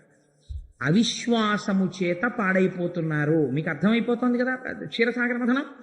కాబట్టి శ్రీమన్నారాయణుడు అన్నాడు, వీళ్ళు పాడైపోతారని నాకేదో కోపంతో చెప్పారనుకున్నారు, మీకు అర్థమైందా? గుడి ఎక్కర్లేదు, గోపురం అక్కర్లేదు, ఈశ్వరుడు ఎక్కడున్నాడు, నా వల్లే అంతా జరిగిపోతోంది అనుకున్న వాడి పని అకస్మాత్తుగా ఎందుకు అవుతుందో పాడైపోవడం అన్నది. క్షీరసాగర మథనం భాగవతం వింటే తెలుస్తుంది ఎందుకు పాడైపోతారో జనం. అందుకని ఇచ్చేయండి అయితే తలకాయలు వాళ్ళకి, మనం తోక దగ్గరికి వెళ్ళిపోదాం అన్నాడు. వీళ్ళు అదే స్వామి వాళ్ళేమో తలకాయలు అడిగితే మీరు అలా ఇచ్చేస్తారు, అలా ఇవ్వకండి అని అనలేదు. ఒరే స్వామి తోక పట్టుకుందాం అంటున్నారు, పదండ్రా తోకలట్టుకుందాం, తోక దగ్గరికి. ఇది వీళ్ళని అమృతం తాగేట్టు చేస్తోంది, ఇది వీళ్ళని నశించిపోయేటట్టు చేస్తోంది. సరే మందర పర్వతానికి చుట్టారు పావుని, చుట్టి ఇది జాగ్రత్తగా మందర పర్వతాన్ని వహించాలి కదా ఇప్పుడు వాసుకి. అందుకని అందరూ కలిసి జాగ్రత్తగా క్షీరసాగరంలోకి దాన్ని దింపారు. దింపి ఇప్పుడు దాన్ని ఇలా ఇలా తిప్పాలి. ఆ పర్వతాన్ని తిప్పేటప్పుడు చిత్రం ఏమిటంటే అది కిందకి జారిపోకుండా వేరొక పట్టు లేదు దానికి. ఇది మీరు బాగా గుర్తుపెట్టుకోవాలి. ఇంకొక తాడేసి ఏం కర్రక్కట్టి లేదు, అలా ఉందంతే పర్వతం. వాసుకే పట్టుకుంటాడు. అలాగా పట్టుకుని ఉండగా ఇటువైపు వాళ్ళు స్థిరమైన స్థానాలు ఉండవు. మీరు ఒకసారి మానసికంగా ఆలోచించాలి క్షీరసాగర మథనాన్ని. ఇటువైపు వాళ్ళు లాగుతుంటే ఇటువైపు వాళ్ళు ఇటు పరిగెత్తాలి, మళ్ళీ వీళ్ళు ఇక్కడ వరకు వీళ్ళు ఆగిపోతాయి, మళ్ళీ ఇటువైపు వాళ్ళు పరిగెడితే ఇటువైపు వాళ్ళు ఇటు పరిగెత్తాలి. ఇలా పరిగెడుతూ ఆ పరిగెత్తేటప్పుడు వాసుకి ఇబ్బంది రాకుండా పరిగెత్తాలి. అంతేకాని వీళ్ళ అహంకారాల కోసం పోటీల కోసం పరిగెత్తారనుకోండి, వాసుకి పట్టు వదిలేసి జారిపోతుంది మందర పర్వతం. ఎప్పుడు అహంకారం ఈ ఉభయ పక్షాల్లో వచ్చిందో ఫలితమేమి, మందర పర్వతం పాలసముద్రంలో పడిపోతుంది. కాబట్టి అది పట్టుకోలేని స్థితి వస్తుంది. కాబట్టి ఇప్పుడు ఏం చేశారు, మొదట బాగానే మొదలెట్టి పర్వతాన్ని తీసుకెళ్లారు, అందులో పెట్టారు. పట్టుకోండి పట్టుకోండి అన్నారు, ఇటు పట్టుకున్నారు, పట్టుకోండి అన్నారు, పట్టుకున్నారా మొదలెట్టండి, మీరా మేమే మేము వచ్చేస్తున్నాం అన్నారు, మీరు అటు పరిగెత్తండి అన్నారు, ఇటు నుంచి ఇటు పరిగెత్తారు. మీరు భాగవతంలో చూడాలండి, గిర్ర ఇటు తిరిగిద్దిట, బుగ పాలసముద్రం లేచింది. మరి తిప్పితే ఊరుకుంటున్నాడు పాలసముద్రం. చర్ చెస్ అని చప్పుడు వస్తోందిట, నురగలు లేచాయిట, తుంపర్లు లేచాయిట, కెరటాలు లేచాయిట, బెగ్గురు పక్షులు, పావులు, తాబేళ్లు, చేపలు, మొసళ్ళు ఎగిరిగిరి పడిపోతున్నాయిట, కొన్ని చచ్చిపోతున్నాయిట. పాలసముద్రం తిరుగుతోందేమో, చప్పుడు వచ్చేస్తోంది విపరీతంగా. దానికి తోడు బలి వీళ్ళరుపులు, ఓహోహోహో వాళ్ళరుపులు, ఓ పక్క కోలాహలం, ఓ పక్క పాలసముద్రంలో ఈ మందర పర్వతం తిరుగుతున్న చప్పుడు. ఈ చప్పుడికి ఇదేదో భలే ఉందిరా తిప్పడం అని చెప్పి ఎవడి మానవాడి గిరగిర తిప్పేస్తే ఏమైంది, విడువిడుడని పని పలుకక కడుబరమున మొదలు కుదురు కలుగమి వెడగై బుడబుడ రవమున అఖిలము వడవడవన కంగ మహాద్రివనధిమునింగెం. ఉరే పట్టు తప్పిపోతాను, మీరు సరిగ్గా చిలకట్లేదు, వదలండి అంటున్నాడు ఆయన. విడవకుండా తిప్పేశారు, పరిగెడితే పట్టు తప్పిపోయి మందర పర్వతం జారిపోయి అందులో పడిపోయేటప్పటికీ పాము ఉండిపోయింది, చేతుల్లో పర్వతం కింద పడిపోయింది. ఇప్పుడు పంచమి తిథితో పంచమి ఉండగా ఉన్నటువంటి శుక్రవారం నాడు అభిజిత్ లగ్నంలో లక్ష్మీదేవి ఆవిర్భవించింది. లక్ష్మీదేవి ఆవిర్భవించగానే కేవలం ఆవిడ చూపుల చేత లోకములకన్నిటికీ ఐశ్వర్యాన్ని ఇచ్చింది. దానివల్ల మొట్టమొదట అనుగ్రహాన్ని పొందినవాడు ఎవరంటే దేవీంద్రుడు. మనకి లోకంలో ఒక నానుడి ఉంటుంది సాధారణంగా, లక్ష్మీదేవి యొక్క అనుగ్రహాన్ని కోరేవాళ్ళు ప్రబలంగా ఉంటారు. ఎందుచేతనంటే ప్రతివాడికి ఐశ్వర్యం కావాలి కనుక. అందుకని అది కోరడం తప్పు కూడా కాదు. లక్ష్మీదేవి యొక్క అనుగ్రహము ఎలా నిలబడుతుంది అంటే ఒక పెద్ద రహస్యం ఒకటి ఉంది. లక్ష్మీ పూజల చేత కాదు, లక్ష్మీదేవి యొక్క అనుగ్రహం ఎప్పుడు కలుగుతుందంటే శ్రీమన్నారాయణుని యొక్క అనుగ్రహం కలిగితే అమ్మవారి అనుగ్రహం నిలబడుతుంది. ఆవిడ నిత్యానపాయని, ఆవిడ ఎప్పుడు భర్తని అనుసరించి ఉంటుంది. అంటే భాగవతంలో లేదు కానీ అసలు ఐశ్వర్యం వృద్ధి చెందాలి అంటే ప్రతి ఇంటిలో 3 ఉన్న చోట లక్ష్మీదేవి స్థిర నివాసం చేసి ఉంటుంది. ఒకటి, తులసి చెట్టు ఎండిపోకుండా ఇంట్లో ఉండాలి. ఎప్పుడు తులసి చెట్టు ఎండిపోతోందని అనుమానం వస్తే మార్చాలి, ఇంచేత తులసి చెట్టు ఉండాలి. రెండవది, బ్రాహ్మణ సేవ జరుగుతూ ఉండాలి ప్రయత్నపూర్వకంగా. ఎప్పుడో మన ఇంట్లో శుభకార్యం జరుగుతుంది అని కాదు, నైమిత్తికము అని ఏ పౌర్ణమి తిథికో ఏకాదశి తిథికో, లేకపోతే ఇంక మనిషికి పశువుకి ఏమిటండి తేడా, ఆ ఈశ్వర కైంకర్యం లేనినాడు. అందుకని బ్రాహ్మణులకి సమారాధన చేయడం అని, వేదం వినడం అని, ఇలాంటివి చేస్తూ ఉండాలి. మహాత్ములు వచ్చినప్పుడు అటువంటి వారికి ఇల్లు విడిదిగా ఇవ్వడమని, అటువంటి వారిని సేవించడమని జరుగుతూ ఉండాలి. మూడవది, లక్ష్మీదేవి యొక్క స్థిరమైనటువంటి నివాసాన్ని ఎవరు అపేక్షిస్తున్నారో అటువంటి వాళ్ళు తగినంత కారణం లేకుండా పగటిపూట ఇంట్లో అదే పనిగా నిద్రపోయే తత్వం ఉండకూడదు. ఈ 3 నా సొంతంగా చెప్పానని మీరు అనుకుంటున్నారేమో. దేవీ భాగవతంలో ఐశ్వర్యం ప్రబలంగా నిలబడ్డానికి నేను కొన్ని కారణాలు చెప్తున్నాను, ఇవి ఎక్కడుంటాయో నేను అక్కడ ఉంటానని ఆవిడ చెప్పింది. ఈ శ్రీమన్నారాయణుని యొక్క అనుగ్రహాన్ని పొందాలి, పొందితే లక్ష్మీదేవి కూడా ఉంటుంది. లక్ష్మిని మాత్రం కోరుకుని శ్రీమన్నారాయణుడిని తిరస్కరించిన చోట లక్ష్మి ఉండదు. ఆవిడ మహాపతివ్రత, ఆయనకి చోటు లేని చోట ఆవిడ ఎలా ఉంటుంది? ఆయన యొక్క శక్తి స్వరూపమే ఆవిడే. దీనికి ఒక దృష్టాంతం అద్భుతమైన దాంతో భాగవతాన్ని వాటి కథాభాగాన్ని ప్రారంభం చేస్తాం. ఒకానొక నాడు మనం ఐశ్వర్యానికి కానీ, అధికారానికి కానీ, భోగలాలసతకి కానీ, వైభవానికి కానీ ఇంద్రుణ్ణి ఒక హద్దుగా చెప్పుకుంటాం. అందుకని మీరు గమనించారో లేదో, ఈ మన్వంతరాల గురించి చెప్పిన తర్వాత ఇంద్రుడితో కథలు అనుసంధానం అవుతున్నాయి.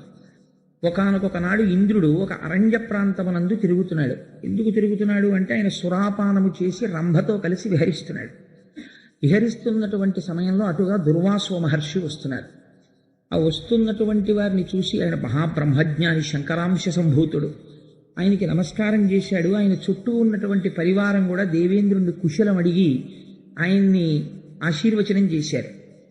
ఎంతో సంతోషంగా దుర్వాసో మహర్షి, ఆయన చేతిలో ఒక పారిజాత పుష్పం ఉంది.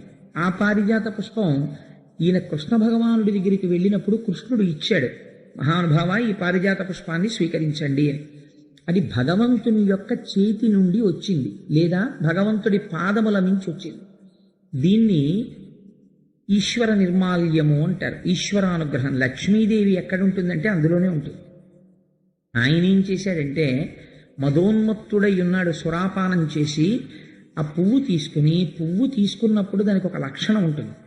కళ్ళకద్దుకుని వాసన చూసి పక్కన పెట్టాలి. తాను స్వీకరించాను సుమా,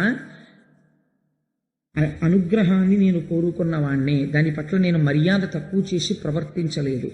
ఈశ్వర నిర్మాల్యం అయితే తల మీద పెట్టుకుని ఒకసారి, ఆ తర్వాత చెవులోనో ఇందులోనో పెట్టుకోవచ్చు, లేదా ఎక్కడ ఎవరు తొక్కని చోట భద్రం చెయ్యొచ్చు. ఆయన ఏం చేశాడంటే ఆ పువ్వు తీసుకుని మదోన్మత్తుడై ఉన్న కారణం చేత ఆ పువ్వు తీసి ఐరావతం మీదకి విసిరాడు. అయితే ఇంద్రుణ్ణి చూసి అలా అనుకుంటాం, కానీ మీరు ఒక్కటి ఆలోచించండి. నేను చాలామందిని చూస్తుంటాను, ప్రపంచంలో ఐశ్వర్యమునందు ఉద్ధాన పతనములు కలగడమో, ప్రమాదాలు కలగడమో, ఇలాంటి వాటికి కారణాలు ఏమిటుంటాయో తెలుసా అండి? పైకి కనపడవు. ఏదో దేవాలయానికి వెడతారు కారు వేసుకుని, వెళ్ళిన తర్వాత వచ్చినటువంటి వాళ్ళు ఆదరింపబడవలసిన వారన్న ఉద్దేశ్యంతో ఈశ్వరుడి మెడలో ఒక పెద్ద పుష్పహారం తీసి వాళ్ళకిస్తారు. వీళ్ళు వెంటనే ఏం చేస్తారంటే తీసుకెళ్లి కారు బాయినెట్కి తగిలిస్తూ ఉంటారు. ఇంద్రుడు ఐరావతం మీద వేయడానికి పుచ్చుకున్న దండని ఈశ్వర నిర్మాల్యాన్ని పట్టుకెళ్ళి కారుకు తగిలించడానికి తేడా ఏముంది నాకు చెప్పండి. ఐరావతం మీద వేస్తే ఆ ఐరావతం విశేషమైనటువంటి తేజస్సుని సంతరించుకుంది. అది భగవంతుని యొక్క నిర్మాల్యం. అది దాని శిరస్సు మీద పడింది. అది స్వీకరించింది. అది తేజస్సు పొంది ఇంద్రుణ్ణి మోయడం మానేసి అరణ్యంలోకి వెళ్ళిపోయింది. మానేస్తే దుర్వాసో మహర్షి చూసి అన్నారు, నీకు ముకుంద పాదార విందముల నుండి వచ్చినటువంటి పారిజాత పుష్పాన్ని తిరస్కరించావు కనుక, ఐరావతం మీదకి విసిరావు కనుక ఉత్తర క్షణము నీవు ఐశ్వర్య భ్రష్టుడవగదువుగాక. నీకు ఐశ్వర్యం పోతుంది. స్వర్గలక్ష్మి ఇప్పుడే బయలుదేరి తన స్వస్థానమైనటువంటి వైకుంఠంలో ఉన్న మహాలక్ష్మిలో ఐక్యమైపోతుంది. ఇహ స్వర్గమునందు ఐశ్వర్యం ఉండదు నీకన్నారు. ఈ మాట అనగానే శత్రువులు వచ్చేస్తారండి. ఒక కారణం ఉండాలి కదా పోవడానికి ఐశ్వర్యం. రాక్షసులందరూ వచ్చేశారు, చుట్టుముట్టేశారు, పడగొట్టేశారు. పోయింది ఐశ్వర్యం. ఇప్పుడు పోయింది కాబట్టి ఏం చేయాలి? తెలుసుకున్నాడు, కారణం ఏమిటో తెలుసుకున్నాడు. ఎందువల్ల పోయింది మనకు ఐశ్వర్యము అన్నది తెలిసింది. నేను తరచూ ఒక మాట చెప్తుంటాను, కన్సల్టెంట్ ఫిజీషియన్ లాంటి వాడు చతుర్ముఖ బ్రహ్మగారు. ఎందుకంటే ఇంటికి పెద్ద ఆయనే, ఏది చెప్పాలన్నా ఆయనే చెప్పాలి. అన్ని విషయాలు తెలుసున్నటువంటి పెద్ద ఆయన. అది పెద్ద తలకాయ, మహానుభావుడు, పూజనీయుడు. అందుకని దేవతలందరూ కలిసి బ్రహ్మగారి దగ్గరికి వెళ్ళారు. మనం కూడా చెయ్యవలసింది ఏమిటో పురాణం చెప్తుందండి. వాళ్ళు బ్రహ్మగారి దగ్గరికి వెళ్ళడం కాదు, నీకు కష్ట సుఖాలు వచ్చినప్పుడు నిన్ను మళ్ళీ ఓదార్చి గట్టెక్కించడానికి ఏ అనుష్ఠాన బలం పెంచుకోవాలో తెలుసుకోవడానికి ఈశ్వర భక్తుడైనటువంటి వాడిని ఆశ్రయించాలి. కాబట్టి దుర్వాసు శాపవశమున నిర్వీర్యత జగములెల్ల నిశ్రీకములై పర్వత రిపుతో కూడా అపర్వతములయ్యుండే హత సుపర్వావళులై, ఐశ్వర్యాలన్నీ తొలగిపోయినటువంటి వారై, దేవతలు తేజస్సు కోల్పోయిన వారై అరణ్యములు పట్టి తిరుగుతూ ఒకనాడు చతుర్ముఖ బ్రహ్మగారి దగ్గరికి వెళ్ళి ప్రార్థన చేసి, అయ్యా నేను ఇలా ప్రవర్తించానని దూర్వాసుడి కాళ్ళ మీద పడి ఏడ్చాడు. చతుర్ముఖ బ్రహ్మగారి కాళ్ళ మీద పడి ఏడ్చాడు. నా ఐశ్వర్యం తొలగిపోయింది, మళ్ళీ ఎలా వస్తుంది నాకు ఐశ్వర్యం అని. అంటే బ్రహ్మగారు అన్నారు, నెలవివడలి వచ్చి నిస్తేజులైనట్టి వేల్పుగముల చూచి వేల్పు పెద్ద పరమపురుషు తలచి ప్రణతుడై సంపుల్ల పద్మవదనుడగుచు పలికె తెలియ. ఆయన కూడా ఇంద్రుడు చెప్పినటువంటి మాట విని, నువ్వు ఖండకావలంతో ప్రవర్తిస్తూ ఉంటావురా, అప్పుడప్పుడు ఒకసారి బృహస్పతి జోలికి వెళ్ళావు, ఇవాళ దుర్వాసు మహర్షి జోలికి వెళ్ళావు, పోదు ఐశ్వర్యం, పోయి తీరుతుంది. ఇప్పుడు నీకు మళ్ళీ ఐశ్వర్యం ఎక్కడి నుంచి రావాలి? మళ్ళీ ఆ పద్మనాభుడి యొక్క అనుగ్రహంతో రావాలి. కాబట్టి నీకోసమైనా నేను ఎవరిని ధ్యానం చెయ్యాలి? ఆయననే ధ్యానం చెయ్యాలి అని కన్నులు మూసుకుని ధ్యానమునందున్నవాడై ఆ పరమాత్మని ధ్యానం చేసి పరమ సంతోషంతో చిరునవ్వు నవ్వాడు. అంటే ధ్యానమునందు ద్యోతకమైనటువంటి శ్రీమన్నారాయణుడు ఒక మార్గోపదేశం చేశాడు. కష్టానికి, ప్రతి కష్టానికి ఒకటి జ్ఞాపకం పెట్టుకోండి, ఒక నివారణం ఉంటుంది. కష్టాన్ని తెలుసుకుంటున్నది ఏది? మనస్సు. మళ్ళీ ఆ కష్టానికి విరుగుడు ఎందులోంచి రావాలి? మనస్సులోంచే రావాలి ఆలోచన. నీకున్న కష్టానికి విరుగుడు తెలియదు కొంతకాలం. ఎందుకు తెలియదో తెలుసా అండి? అనుభవింపచేస్తాడు ఈశ్వరుడు. కొన్నాళ్ళు పోయిన తర్వాత తెలుస్తుంది, ఫలానా వాళ్ళని పట్టుకుంటే లేకపోతే ఫలానా పని చేస్తే నా కష్టం పోతుంది. అదేదో చేస్తాడు, అమ్మయ్యా గట్టి ఎక్కేశానంటే. ఇప్పటి వరకు ఆయన తెలుసున్నవాడే, కానీ మరి ఎందుకు వెళ్ళలేదు నువ్వు అంటే, కష్టమును అనుభవింపచేయుట కొరకని పరమాత్మ ఈ ఆలోచన నీ మనస్సులోకి ప్రవేశించకుండా నిరోధిస్తాడు కొంతసేపు. ఇలా నిరోధించకుండా ఈశ్వరుడి వైపుకి బుద్ధి ఉండాలంటే ధ్యానము చేస్తూ ఉండాలి. ధ్యానము చేస్తే ఎవరి పాదములు పట్టుకోవాలో ఆ పాదములు మీరు పట్టుకున్నారు కనుక ఈశ్వరానుగ్రహాన్ని పొంది కష్టాన్ని తట్టుకునే శక్తి వస్తుంది. కష్టము రాకుండా ఉంటుందని మీరు అనుకోకండి, నేను ఎప్పుడూ అలా చెప్పను. కష్టము రాకుండా ఉండదు, వచ్చి తీరుతుంది కష్టం. ఎవ్వరూ అలా చెప్పకూడదు, అలా చెప్తే తప్పు. కష్టం రాకుండా ఎలా ఉంటుందండి? కష్టం రాకుండా ఉండాలంటే మీరు చేసిన పాపం ఒక్కటి లేకుండా ఉండాలి. మీరు అసలు ఒక్క పాపం కూడా చేయకపోతే అసలు మనుష్యుడిగా జన్మ ఎందుకు ఎత్తుతారు? అసలు మనుష్య జన్మ రాదు. మనుష్య జన్మ ఎత్తారు అంటే ప్రారంధం అనుభవించడానికి వచ్చారు మీరు. ప్రారంధం అంటే ఏమిటో తెలుసా అండి? ఈశ్వరుడు కూడా వెనక్కి తీడిహదని విడిచిపెట్టేసిన బాణం అది. విడిచిపెట్టేసిన బాణాన్ని ఎవరు ఆపుతారు? ఇంకా ఆపలేరు, ఇంకో బాణం వేయకుండా ఆపుతారు. అందుకే మహాజ్ఞానులైన వాళ్ళు కూడా ప్రారంధం అనుభవిస్తారు. మీరు చూడండి, రమణ మహర్షి అంతటి వారికి సర్కోమా వ్యాధి వచ్చింది. రామకృష్ణ పరమహంస అంతటి వాడికి కంఠంలో రాచపుండు పుట్టింది. వివేకానందుడంతటి వాడికి భరించలేని అనారోగ్యం వచ్చింది. మహాత్ములైన వాళ్ళకి కూడా అనారోగ్యాలు వచ్చాయి. వాళ్ళ యొక్క ఉపాసనా బలాల చేత వాళ్ళు తట్టుకోగలిగిన వారే. కానీ వారు ఎందుకు అనుభవించారు? అది తెలుసుకున్ననాడు నీకు కష్టాన్ని తట్టుకోగలిగిన శక్తి వస్తుంది. ఈ తట్టుకోగలిగిన శక్తిలోంచి ఈశ్వరుడి పాదముల నుంచి తప్పుకోలేని విస్మృతి కలగని స్థితి కలుగుతుంది. ఆ స్థితి నిన్ను రక్షిస్తుంది తప్ప భగవంతుణ్ణి ప్రార్థన చేయండి మీకు కష్టం రాకుండా ఉండదు అనకూడదు. మరి ఏమండి ఇంకా కష్టం రాకుండా చేసేదానికి మాకు ఎందుకండి పురాణం, మాకు ఎందుకండి భగవంతుడు అని మీరు అడగచ్చు.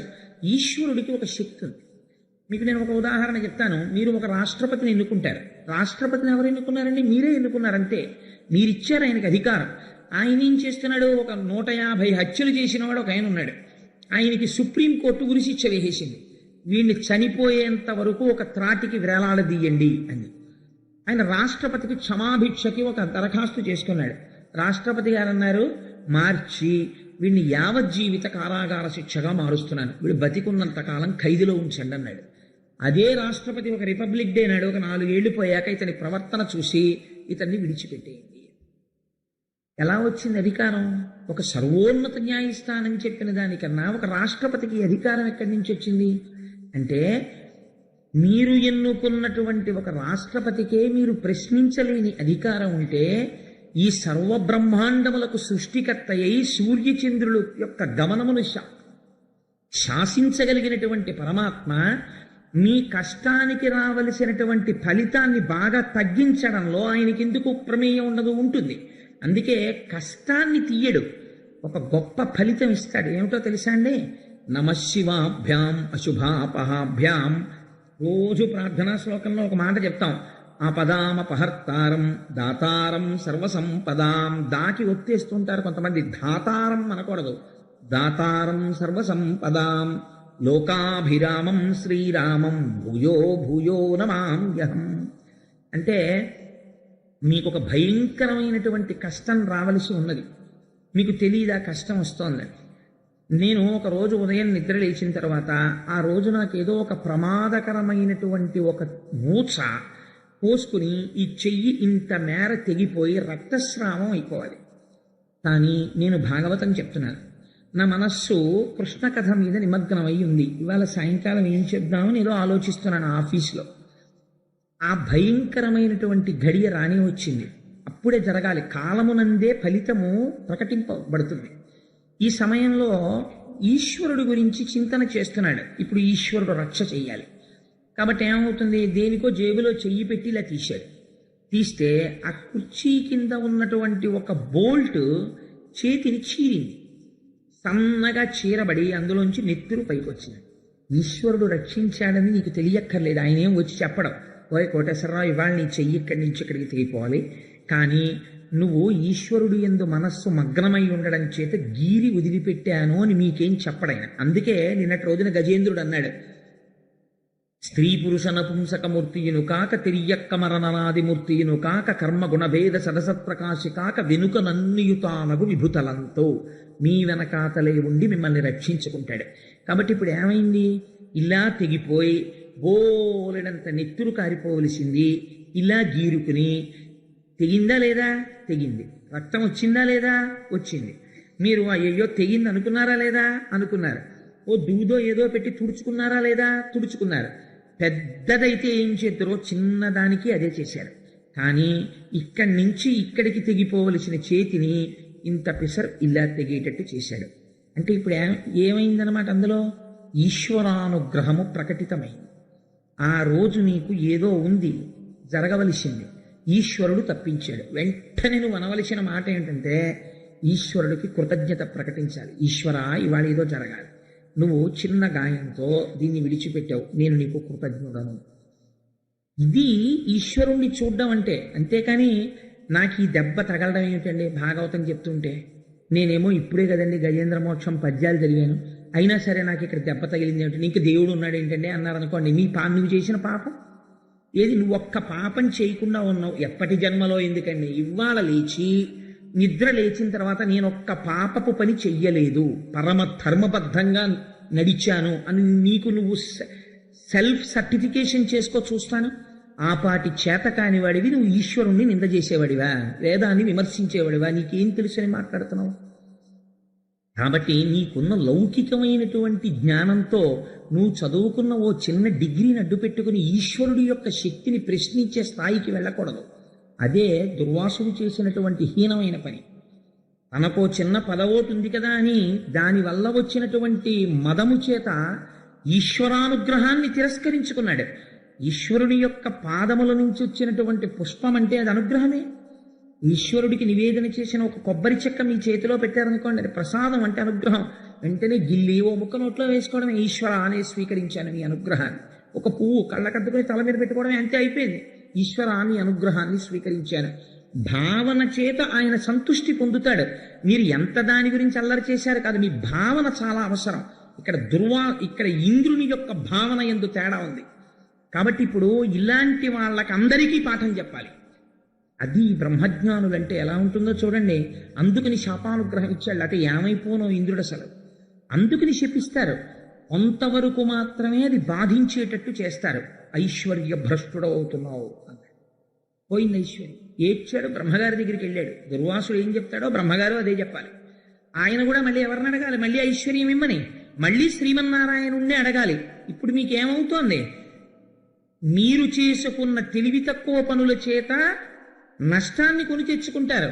కానీ మళ్ళీ అది దిద్దబడాలంటే ఎవడి దగ్గరికి వెళ్ళినా ఈశ్వరుణ్ణే ప్రార్థన చెయ్యాలి. వాడైనా మీరైనా ఎవరైనా ఈశ్వరానుగ్రహం కోసమే ప్రార్థన చేయాల్సి ఉంటుంది. అది ముందే ఎందుకు జాగ్రత్తగా ఉండవు ఈశ్వరుడి విషయంలో? కాబట్టి నువ్వు పోని హితం చెయ్యకపోతే, ఈశ్వరుడి ప్రార్థన చేయకపోతే వదిలిపెట్టేసేయి. లేనిపోని విమర్శలు ఎందుకు? లేనిపోయినటువంటి ఉద్ధతితో కూడిన ప్రవర్తన ఎందుకు ఈశ్వరుడి పట్ల? కాబట్టి పురాణాన్ని పురాణ కథగా తీసుకుంటే దానికి అర్థం ఉండదు. మీ జీవితాన్ని మలుచుకోవడానికి అది ఒక ఆలంబనం కావాలి. కనుక ఇప్పుడు బ్రహ్మగారు అన్నారు, వజ్జుండు రక్షణీయుడు సాధ్యుండు మాన్యుడని లేని సర్గత్రాణావవ్యాధుల నర్చు అతండాజ్యంత విధానమునకు అర్హుడు మనకు. ఎంత గొప్ప మాట చెప్తున్నాడో చూడండి. ఈశ్వరుడి గురించి తెలుసున్నవాడు, పరమభక్తుడైన వాడు మాట్లాడవలసిన మాట ఇది. ఎలా మాట్లాడాడో చూడండి బ్రహ్మగారు. ఇప్పుడు నీకు ఐశ్వర్యం పోయింది కదా, నువ్వైనా నేనైనా ఎవరిని అడగాలి? మళ్ళీ ఐశ్వర్యం కోసం శ్రీమన్నారాయణుడిని అడగాలి. మరి శ్రీమన్నారాయణుడి పాదాల మీద ఉన్న పువ్వే కదా విసిరిశావు. మరి మళ్ళీ ఆయన ఎందుకు మాట్లాడతాడు? ఇప్పుడు ఆయన పాదాల మీద పువ్వు విసిరేస్తే దూర్వాసుడికే కోపం వస్తే ఆయనకి కోపం ఇంకా ఎక్కువ ఉండదు? బ్రహ్మగారు అంటున్నారు అలా ఉండదు. ఎంత గొప్ప మాట చూడండి. ఇది ఊరట కల్పించే మాట. అంటే ఆయన కోపం పెట్టేసుకుంటే ఇంకా లోకంలో ఉద్ధరించేవాడెవరండి? వజ్జుండు రక్షణీయుడు, వీడిని రక్షిద్దాం, వీడిని చంపేద్దాం అలా లిస్టులో వేసుకోరు. ఈశ్వరుడు కానీ ఈశ్వరుణ్ణి నమ్మిన వాడికి కానీ ఒక లక్షణం ఉండాలి. ఏమిటో తెలుసా అండి? కోపం ఎంతవరకు పనికి రావాలంటే పొరపాటు చేసిన వాడిని దిద్దేవరికే. ఆయన నేను దిద్దుకున్నాను అన్నాడు అనుకోండి, ఉత్తర క్షణం మీరు ప్రసన్నులు కావాలి. లేకపోతే మీరు ఈశ్వర భక్తుడు అనిపించుకోవడానికి అర్హత లేదు. అయ్యా నాది పొరపాటండి నేను దిద్దుకుంటాను అన్నాడు అనుకోండి, మీరు గుండెల్లో పెట్టుకుని ఆదరించాలి ఆయన్ని. తప్పించి ఇంకా మీరు కోపం పెట్టుకోకూడదు, వదిలిపెట్టేయాలి. కుబుసం వదిలినట్టు వదలాలి. యథో రగస్త్వచం జీర్ణాంసవై పురుషముచ్యతే అంటారు సుందరకాండలో. కోపం దేనికి పనికి రావాలంటే మిమ్మల్ని ఆశ్రయించినటువంటి వాళ్ళని, లోకాన్ని గాడిలో పెట్టడానికి పనికి రావాలంటే ఆ కోపం. కాబట్టి ఆయనకి శాశ్వత కోపం ఉండదు. నువ్వు తప్పు చేశావు, తెలుసుకున్నావు, వెంటనే దుర్వాసుడి కాళ్ళ మీద పడ్డావు, నా కాళ్ళ మీద పడ్డావు. కాబట్టి ఇప్పుడు నువ్వు నా కాళ్ళ మీద దుర్వాసుడి కాళ్ళ మీద పడితే సంతోషిస్తున్నవాడు ఎవరో తెలుసా? దూర్వాసుడు అంటుంటారు కాదు, దుర్వాసుడు. అదేమిటో నేను మీకు అంబరీషోపాఖ్యానంలో చెప్తాను. అందుకని ఆయన సంతోషిస్తున్నవాడు. ఆయనకి ఇంకా పర్మనెంట్గా వీడికి శిక్ష చేసేద్దాం, పర్మనెంట్గా రక్షించేద్దాం అని 2 లిస్టులు ఆయన రాయడలాగా. ఆయనకి అలా ఉండదు. తప్పు చేస్తే తనకి ఎంత దగ్గర వాడైనా శిక్షిస్తాడు. ఇదే దుర్వాసుని అంబరీషోపాఖ్యానంలో శిక్షించాడు. అది విచిత్రం. ఇక్కడ దుర్వాసుడి మాటని లెక్క పెట్టి ఇంద్రుడిని శిక్షిస్తాడు. ఇది బ్రహ్మగారు ముందే నది చెప్పేస్తున్నాడు. ఎంత గొప్ప విషయమో చూడండి. ఇది తెలుసుకున్నవాడు భగవద్భక్తుడంటే, ఇది బ్రహ్మగారంటే. చతుర్ముఖ బ్రహ్మగారి స్థానానికి ఉన్న గొప్పతనం ఇది పురాణంలో. అందుకని ఆయన నవ్వి అంటున్నాడు, ఆయన శాశ్వతంగా ఎవరి పట్ల శత్రువు కాడు, శాశ్వత మిత్రుడు కాదు. జ్ఞాపకం పెట్టుకోండి. నీ నడువడిని బట్టి ఆయన మిత్రత్వము కాని శత్రుత్వము కాని ఆవిష్కరింపబడుతుంది. మీరు ఆయన పట్ల మర్యాదగా ఉంటే ఆయన చాలా అనుగ్రహంతో ఉంటాడు. ఆయన పట్ల మర్యాదకి మీరు ఏమీ చెయ్యక్కర్లేదు. ఈశ్వరుడు ఉన్నాడని అంగీకరించి నమస్కరిస్తే చాలు. మీ లేనిపోని మేధస్సు అంతా పెట్టేసి ఈశ్వరుడు యొక్క అస్తిత్వాన్ని ప్రశ్న చేసేటటువంటి స్థితికి ఎదగకూడదు. అటువంటి ఉద్ధతితో కూడిన పనులు చేస్తే ప్రమాదాలు వస్తాయి. కాబట్టి ఏమైంది, అలాంటి వాడు ఎవడున్నాడో వాణ్ణి మనం ప్రార్థన చేయాలి. నాయన ఇప్పుడు మొదల జలమిడిన భూజము తుదిని నడుమను చల్లదనము దొరకును మట్టిన్ మొదలను హరికిని బ్రొక్కిన ముదమందును ఎల్ల వేల్పు మూకలు నేను. ఎంత చిత్రమైన మాట చెప్తున్నాడో చూడండి. ఇది బ్రహ్మగారి మాట అంటే, ఇది మా స్వామి అంటే, చతుర్ముఖ బ్రహ్మ అంటే. అందుకే సరస్వతీపతి అయ్యాడు మహానుభావుడు. ఓయ్ ఇంద్ర, నేను కానీ దుర్వాసుడు కానీ సమస్త దేవతలు కానీ ఎప్పుడు సంతోషిస్తారో తెలుసా? శ్రీమన్నారాయణుడికి తిరిగి నమస్కరించినప్పుడే సంతోషిస్తాం. మాకు నమస్కరించి శ్రీమన్నారాయణ అనుగ్రహాన్ని పొందడం కాదు, శ్రీమన్నారాయణునికి నమస్కరిస్తే మేమందరం నీకు ఆప్తులవుతాం. ఎలాగంటే, చెట్టు యొక్క నీడ కావలసిన వాడు నీడనిచ్చే కొమ్మలకి నీళ్లు పోస్తాను, నేను మొదలకి నీళ్లు పొయ్యనంటే కొమ్మలు నీడనిస్తాయా? మొదలకు నీళ్లు పోయినప్పుడు మాడిపోతాయి. చెట్టు మొదల్లో నీళ్లు పోసిన వాడికి మొదట్లో నీళ్లు పోసావు, మేమెందుకు నీళ్ళిస్తాం, ఆ మొదల దగ్గరే కూర్చో అని కొమ్మలంటాయా? పళ్ళిస్తాయి, నీడిస్తాయి, అన్నీ ఇస్తాయి. అలా అన్నిటికీ మూలమైన వాడెవడో వాడి పాదాలు పట్టుకోవయా. వాడు శ్రీమన్నారాయణుడు. వాడికి కోపం ఉండదు, వాడికి ద్వేషం ఉండదు. అటువంటి వాడిని ప్రార్థన చేద్దాం. ఇదండి భావన అంటే. ఇలా చెప్పగలిగిన వాడెవడో వాడు బ్రహ్మ, వాణ్ణి బ్రహ్మస్థానమునందున్నవాడు అంటారు. ఇది భగవంతుడి గురించి మాట్లాడటంలో అటువంటి ఓదార్పు వచనమును పలకగలగాలి, అంత చక్కగా మాట్లాడగలగాలి. ఈ మాట చెప్పగానే ఇంద్రుడికి ఇప్పటిదాకా అమ్మ బాబోయ్ నేను అపచారం చేసేశాను, ఎంత కోపం పెట్టేసుకున్నాడో, ఇంకా నాకు మళ్ళీ లక్ష్మీ వైభవం ఇప్పుడు దొరుకుతుందో అని బెంగెట్టుకున్న వాడికి మళ్ళీ భగవంతుడి పాదములు ఆశ్రయించడం చాలా తేలిక. తప్పు చేసిన వాణ్ణి ఆయన క్షమిస్తాడు. ఈ బుద్ధి కలిగిందనుకోండి, పశ్చాత్తాప ప్రకటనము జరిగిందనుకోండి, వెంటనే వరం ఇచ్చేస్తాడు ఆయన. దితి తప్పు చేసింది సంధ్యాకాలంలో. హిరణ్యకశిపుడు పుట్టాడు, భర్త దగ్గరికి వెళ్ళి పడింది. మనవడు ప్రహ్లాదుడు పుట్టాడు. తప్పు చెయ్యడం సహజం, పశ్చాత్తాపడి మళ్ళీ జరగకుండా ఉండడం మంచి మనిషి యొక్క లక్షణం. కాబట్టి ఇంద్రుడు ఇప్పుడేం వెళ్ళి శ్రీమన్నారాయణకి ఎక్కడతో సహస్ర కలశాలతో అభిషేకమో సహస్ర కలువలతో పూజో మళ్ళీ చేయలేదు. మీరు ఇది గమనించాలి. పురాణంలో ఇంద్రుడు లోపల వెంటనే అవును నిజమే, నా స్వామి పాదాలే పట్టుకుంటాను, ఆయన చేత్తో వచ్చిన పువ్వే కదా విసిరిశాను, పొరపాటు అదే కదా జరిగింది, స్వామి నాది తప్పే మన్నించు.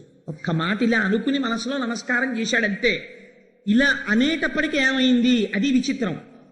ఎక్కడో వెళ్ళి కూర్చుని జీవితాంతం తపస్సు చేసినటువంటి వాళ్ళకి దొరకని దర్శనం పశ్చాత్తాపం కలగ్గానే ప్రత్యక్షం అయిపోయింది. ఎలా ప్రత్యక్షం అయ్యాడు? ఒకవేయార్కులు కూడినట్టి కరువయ్య జత్ప్రభాభూతితో ఒక రూపైచనుదించు మాక్య హరిదానొప్పారే ఆ వేలుపుల్ వికలాలోకనులై విషణ్ణమతులై విభ్రాంతులై మ్రోలగానక శంకించిరి కొంత ప్రొద్దు విభుగానంబోలునే వారికి. ఎంత చిత్రమైన మాట చూడండి. ఎప్పుడైతే ఇలా మనస్సులో పశ్చాత్తాపంతో నమస్కరించారో ఒకేసారి 1000 సూర్యబింబాలు వచ్చి భూమి మీద దిగాయనుకోండి, వెంటనే ముందు మనకేమవుతుంది, కళ్ళు కనపడడం మానేస్తాయి. కళ్ళు కనపడడం మానేసి ఏమిటొచ్చింది, ఎదురుగుండా ఏమిటొచ్చిందని కళ్ళు మూసేసుకుంటాం, అంత వెలుతురు భరించలేక. అలాగే ఈశ్వర దర్శనము కలుగగానే సగుణముగా కనపడగానే అంతటా ఉన్నవాడు ఇక్కడ ఉన్నాడు, వింటున్నాడు మొర. అసలు చూడలేకపోయారు, చూడలేక కళ్ళు మూసేసుకున్నారు. ఎదురుగుండా ఉన్నదేదో అర్థం చేసుకోలేకపోయారు. ఇప్పుడు చూడడానికి కూడా ఈశ్వరానుగ్రహమే ప్రసరించింది. ఇది గమ్మత్తు. ఆయన్ని చూడడానికి ఉపకరణం ఏమిటో తెలుసా అండి? ఆయన అనుగ్రహమే. ఆయన అనుగ్రహంతోనే ఆయన్ని చూడాలి, లేకపోతే చూడడం కూడా కుదరదు. ఇప్పుడు ఆయన అనుగ్రహంతో ఆయన అంతటా వ్యాపించిన వాడు ఈ కంటితో చూడడానికి వీలుగా వచ్చి నిలబడ్డాడు. నిలబడితే ఈశ్వరానుగ్రహంతోనే చూశారు.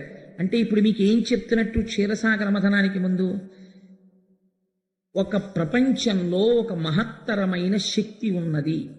ఈ శక్తిని నీ పరిమితమైనటువంటి మేధస్సులో ఉండేటటువంటి ప్రశ్నలు వేసి ఇలా జరుగుతుందా, అలా జరుగుతుందా, ఇలాంటి లాజిక్ అంటారే, ఏదో ఒక పెద్ద చర్చ చేసి దాంట్లోంచి ఏదో సాధించగలనని అనుకుంటున్నావేమో. ఈశ్వరుడు లొంగేది విశ్వాసమునకే, జ్ఞాపకం పెట్టుకో. పువ్వు కాదు, పువ్వు ప్రసాదం ఏమిటి? అవిశ్వాసం, పోయిందంతే ఐశ్వర్యం. ఈశ్వరుడి పాదాలు పట్టుకుంటే వస్తుంది ఈ విశ్వాసం. మళ్ళీ అనుగ్రహం కాదు, ఏకంగా ప్రత్యక్షం అయిపోయాడు ఆయన. ఇప్పుడు ఆయన కనబడ్డాడు, మళ్ళీ ఆయన అనుగ్రహంతోనే కనబడ్డాడు ఆయన, లేకపోతే చూడలేవు ఈ కళ్ళు అని నమస్కరించి వీళ్ళందరూ ప్రార్థన చేస్తే, వీళ్ళందరి పనుపున పెద్ద ఆయన ఉన్నాడు చతుర్ముఖ బ్రహ్మగారు, ఆయనే ప్రార్థన చేస్తున్నాడు. ఎంత గొప్ప ప్రార్థన చేశాడో చూడండి. ఈ పద్యం నేను అనుకుంటున్నాను అసలు ప్రతి వాళ్ళకి ధారణలోకి రావాలండి. పద్యం పోతన గారి గొప్పతనం ఏమిటంటే ఆంధ్రీకరించడంలో చాలా పెద్ద పెద్ద విషయాల్ని చాలా చిన్న చిన్న పద్యాల్లో రాస్తారు. పెద్ద పెద్ద సీస పద్యాల్లో రాయరు. చాలా చిన్న కందం, తేటగీతి, ఆట వలది ఇలాంటి వృత్తాల్లో ఇస్తారు ఆయన. ఆయన అంటున్నారు, అన్నం అవనీయందు అమృతంబు గోవులయందు వహ్వి సమిధలందు అమరయోగవశత పొందునోజను బుద్ధిచే అగను నిన్ను కాంతురాత్మవిధులు. భగవంతుణ్ణి బాగా ఎరుకగలిగినటువంటి జ్ఞానమున్నవారు ఈశ్వరుణ్ణి ఇక్కడున్నాడు అక్కడ లేడు అని కాకుండా అంతటా చూడగలరు. ఎలా చూడగలరు? వాళ్ళకి నామరూపాలు కనపడవా అంటే ఆయన 3 ఉపమానాలు ఇచ్చారు. అన్నం అవనీయందు, భూమిని చూసినప్పుడు ఎంత గౌరవంగా ఉంటాడంటే, కాళ్ళు కడుక్కొచ్చాడు భోజనానికి శుభ్రంగా, ఇస్తటి నిండా వడ్డించారు. కాళ్ళు చేతులు అని కదా అంటాం మనం. భోజనానికి ఇక్కడ వరకు వచ్చి కూర్చోవడానికి ఏవి ఆధారమయ్యాయి? కాళ్ళు ఆధారమయ్యాయి. తినడానికి పనికొస్తున్నవి ఏవి ఆధారమయ్యాయి? చేతులు ఆధారమయ్యాయి. తినడానికి మాత్రం పనికొస్తారా? అసలు పాపం ఈ భోజనానికి రావడానికి మొదటి ఉపకరణం కాళ్ళు. ఇవి పెట్టకుండా అన్నం తినడం ఏమిటని 2 పాదాలు ఎత్తి విస్తట్లో పెట్టుకున్న తర్వాత ఎవడైనా తింటాడా? తినడు. ఎందుకు తినడు? అన్నమును చూస్తున్నాడు, అందులో బ్రహ్మమును చూస్తున్నాడు, తనలోకి వెళ్ళవలసిన పదార్థాన్ని శౌచంతో తీసుకుంటున్నాడు. అన్నం ఎక్కడి నుంచి వస్తోంది? భూమిలోంచి వస్తోంది. కాబట్టి భూమిని, అన్నాన్ని ఎంత పవిత్రంగా చూస్తున్నావో భూమిని ఎంత పవిత్రంగా నువ్వు చూడగలిగితే నా పోషణ భారమంతా ఇందులోంచే జరుగుతోంది అని నువ్వు గుర్తించగలిగితే దాని యందు నీకు భక్తి కలుగుతుంది. కాబట్టి అన్నం అవనియందు, ఈ భూమియే అన్నమో అని తెలుసుకుంటే జ్ఞానంతో ఇది అన్నము అని నేను అన్నాను అనుకోండి, అదేమిటంటే ఇది భూమి అని మీరు అన్నారనుకోండి, అన్నము అన్నవాడెవడో వాడు ఆత్మవిధుడు, వాడు నిజమైన తత్వం తెలుసుకున్నాడు. అన్నం అవనియందు అమృతంబు గోవులందు, ఆవుని చూసినప్పుడు ఇదే అమృత స్వరూపము, అమృతముని ఇవ్వగలిగినటువంటి భాండం ఇదే అనగలగాలి. ఎందుచేత అంటే అమృతం తయారు చెయ్యడానికి మీరు ఏమిటి తీసుకొచ్చి వండితే అమృతం వస్తుందో మీకు ఎక్కడైనా చెప్పబడి ఉన్నదా? ఓ వంకాయ కూర వండుకోవాలి, ఎలా వస్తుందో చెప్తారు. పాలు వస్తాయి, ఎలా వస్తాయో చెప్తారు. అవి చెప్తారు. అమృతం తినాలని ఉంటుంది ప్రతివాడికి. అమృతంలా ఉందండి అంటాడు. అమృతమే వండుతానండి, ఎలా వండుతారు చెప్పండి అన్నారు అనుకోండి, ఎక్కడా లేదు విధానం. అమృతము అలా వండేది కాదు, తయారు కాదు. ఎందుకు తయారు కాదు? తయారయ్యే ప్రదేశం ఒకటి చెప్తున్నారు. ఎందుకు నువ్వు గౌరవించాలో చెప్తున్నారు. అమృతము ఎక్కడ తయారవుతోంది? ఆవు ఎందు తయారవుతోంది. ఎలా తయారవుతోంది? గడ్డి పరకలు తీసుకుని ఆ గడ్డి పరకలు తిని ఎక్కడో ప్రవహిస్తున్నటువంటి మురుగునీరు తాగుతుందండి ఆవు. చిత్రం, కుడికి తాగుతుంది. కల్మషంతో వెళ్ళిపోతున్నటువంటి నీరు తాగుతుంది. అటువంటి నీటిని తాగి పనికిరాని గడ్డి తిని రెండింటినీ కలిపి, అది కూడా గబగబా తిని ఎక్కడో కూర్చుని కడుపులో ఉన్నటువంటి ఆహారాన్ని మళ్ళీ ఉండలుగా వెనక్కి తెచ్చి బాగా నవిలి, అసలు ఆవు నవ్వులుతున్నప్పుడు మీరు చూడాలి ఆస్వాదనం అంటే ఎలా ఉంటుందో. ఆ పాలు ఆ భావనలో తయారవుతాయేమో అనిపిస్తుంది నాకు. ఎండాకాలంలో చూడండి, ఓ చెట్టు కింద కూర్చుని చక్కగా అంటుంది, కనపడుతుంది కడుపులోంచి ఉండ ఇలా కంఠంలోంచి నోట్లోకి రావడం పైకి కనపడుతుంటుందండి. మా ఇంట్లో ఆవు ఉండేది, చిన్నతనంలో చూస్తుండే వాళ్ళం. నోట్లోకి వచ్చిన తర్వాత ఇలా కళ్ళు మూసుకొని అని ఎంతసేపు నవ్వులుతుందో, అంటే అమృతోత్పాదనం అవుతోంది లోపల నోట్లో. అంత నవిలి మింగుతుంది. ఏమి నవిలింది? పనికిరాని నీళ్లు, పనికిరాని గడ్డి. ఆ వచ్చిన పాలు 104 జ్వరంతో 20 రోజుల నుంచి మంచాన పడిపోయినవాడు, కోటీశ్వరుడైనా సరే రొట్టె ముక్క తినడానికి వీల్లేదు, పాలు పట్టండి అంటారు. ఆ పాలు ఇంత అపకారం లేకుండా శరీరాన్ని నిలబెడుతున్నాయి. అమృతమా కాదా? అమృతమే గోవు ఉత్పత్తి స్థానమై ఉన్నది అని నువ్వు చూడగలిగితే, అలా సమిధి వహ్ని సమిధిలందు ఎండిపోయిన కర్ర ఉన్నది, అందులో ఏది ఉన్నది? అగ్నిహోత్రం ఉన్నది, అది కాలుతుంది. ఎండిపోయినటువంటి కర్రయందు అగ్నిని చూడగలిగినట్లు అంతటా ఈశ్వరుణ్ణి చూడగలిగిన వాడెవడో వాడే బ్రహ్మజ్ఞాని. కాబట్టి ఇప్పుడు ఒక గోవుని చూసి నమస్కారం దేనికో తెలుసా అండి? ఒక గోవుని చూసి నమస్కారం అమృతోత్పాదనము కనుక. ఈ విషయం వచ్చింది కాబట్టి నాకిప్పుడు ఒక మాట తోచింది. మనం ఒక అద్భుతమైన ప్రయోగం చేద్దాం. అసలు మనం వైదికమైనటువంటి విధానాలు మర్చిపోతున్నాం. మహాశివరాత్రి నాడు ఒక గోవుని తీసుకొచ్చి అక్కడ నించోపెట్టి శశాస్త్రీయంగా దానికి పూజ చేసి దానికి నమస్కారం చేద్దాం. అమృత భాండమునకు మనం నమస్కారం చేస్తే క్షీరసాగర మనం. కాబట్టి గో పూజ చేద్దాం మనందరం. కాబట్టి అన్నమవనియందు అమృతంబు గోవులయందు వహ్ని సమిధలందు అమర యోగ వశత పొందు నోజను బుద్ధిచే అగణు నిన్ను కాంతురాత్మ విధులు. మా సత్యనారాయణ రెడ్డి గారు తలుచుకుంటే ఎంతసేపు అండి ఆవు దూడ తెప్పించి పూజ చేయడం. అద్భుతంగా చేద్దాం చక్కగా. అమృతోత్పాదన యత్నము విమలమతించేయుటప్పు వేల్పులు వినుడి అమృతంబు త్రావి జంతువులు అమృతగతిన్ బ్రతుకుచుండు ఆయుర్వృద్ధిన్. శ్రీమన్నారాయణుడు ఈ స్తోత్రం విని చాలా గొప్పగా మాట్లాడేవా బ్రహ్మ. స్తోత్రం చెయ్యడం అంటే ఎప్పుడూ దండకాలు చదవడం, పద్యాలు చదవడం కాదండి. అది కాదు స్తోత్రం అంటే.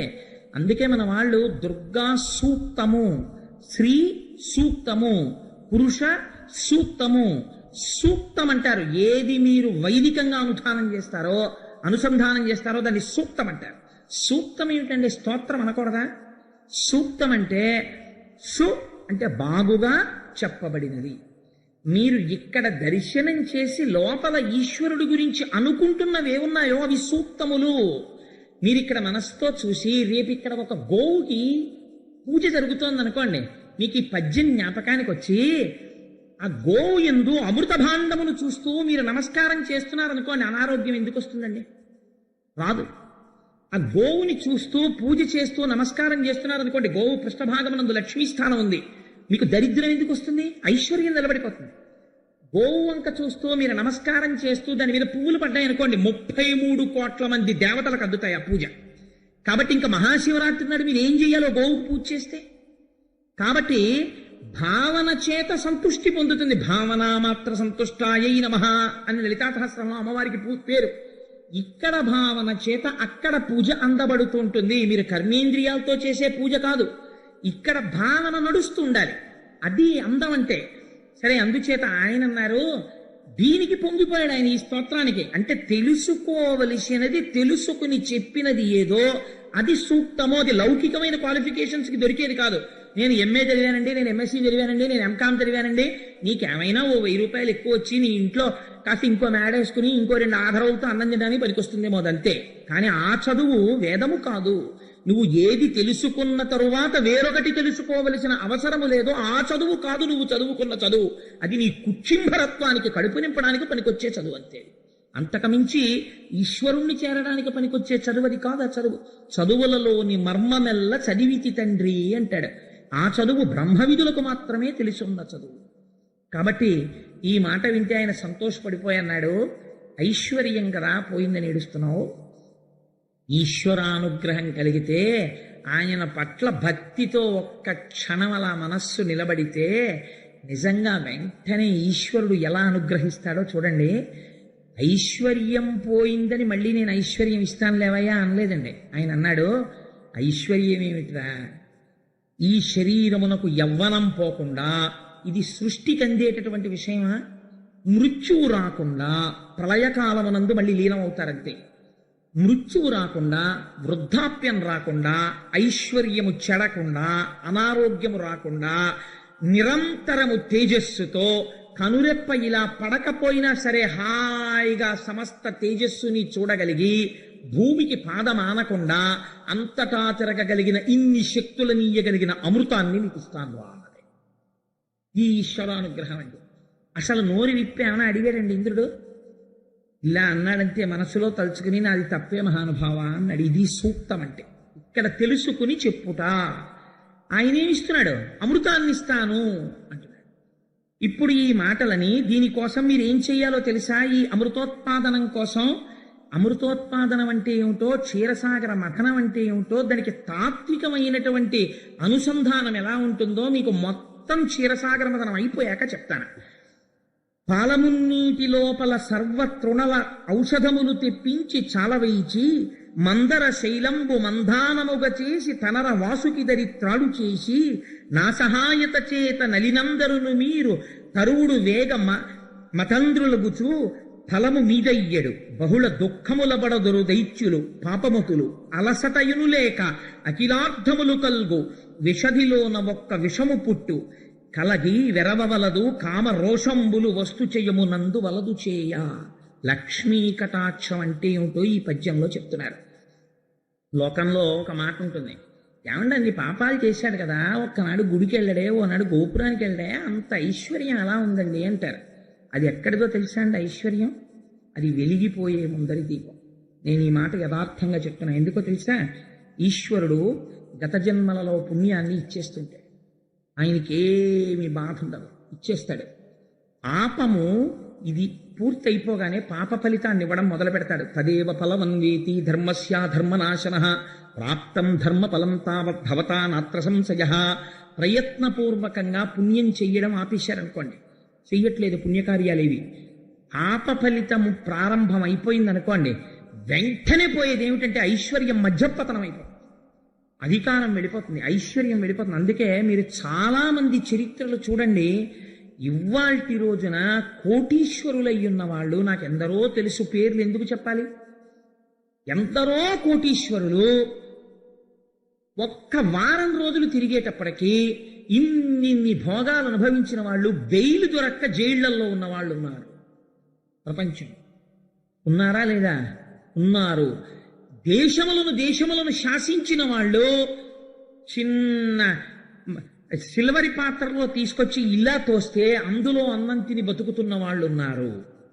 ఈశ్వర తిరస్కారము ఆ స్థితికి తీసుకెళ్ళిపోతుంది. అప్పుడు ఇంకా రక్షించదు. ఏది పుణ్యబలం ఏది? అదే ఐశ్వర్యం ఎక్కడి నుంచి వస్తుందో తెలుసా అండి? ఈశ్వరుడు ఉన్నాడని ఒక నమ్మకం ఇక్కడ.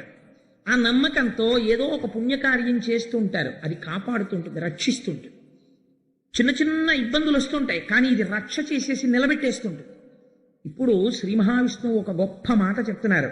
పాలమున్నీటి లోపల సర్వతృణలౌషధములు తెప్పించి చాలా వేయించి క్షీరసాగరంలోకి మీరు అనేకమైనటువంటి ఔషధులను తీసుకురండి, గడ్డి తీసుకురండి, ఇవన్నీ తీసుకెళ్ళి పువ్వులు తీసుకురండి, ఇవన్నీ పట్టుకెళ్ళి పాల సముద్రంలో వెయ్యండి.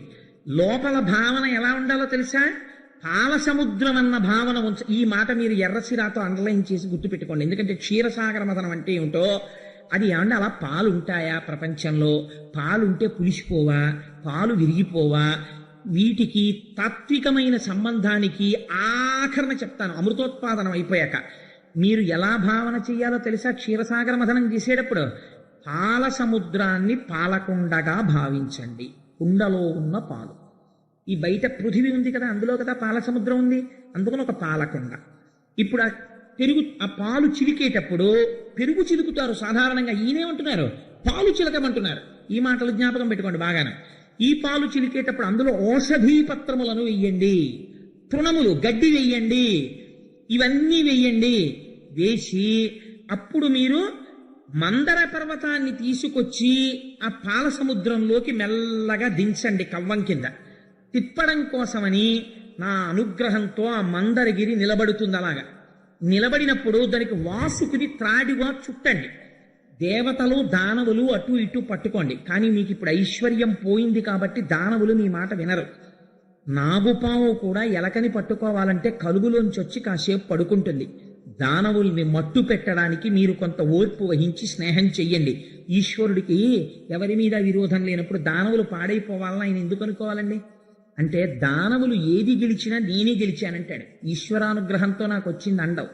వీళ్ళు ఏది పోయినా ఈశ్వరుణ్ణి ప్రార్థన చేస్తారు. అయ్యా పోయింది నువ్వే ఇప్పించంటారు తప్ప వీళ్ళు మళ్ళీ భుజాలు తరచు యుద్ధానికి వెళ్ళరు. అయ్యా మా గురువుగారి వల్ల మేము గురువుగారిని ఇబ్బంది పెట్టామండి అని మళ్ళీ గురువుగారి కోసం పెడతారు.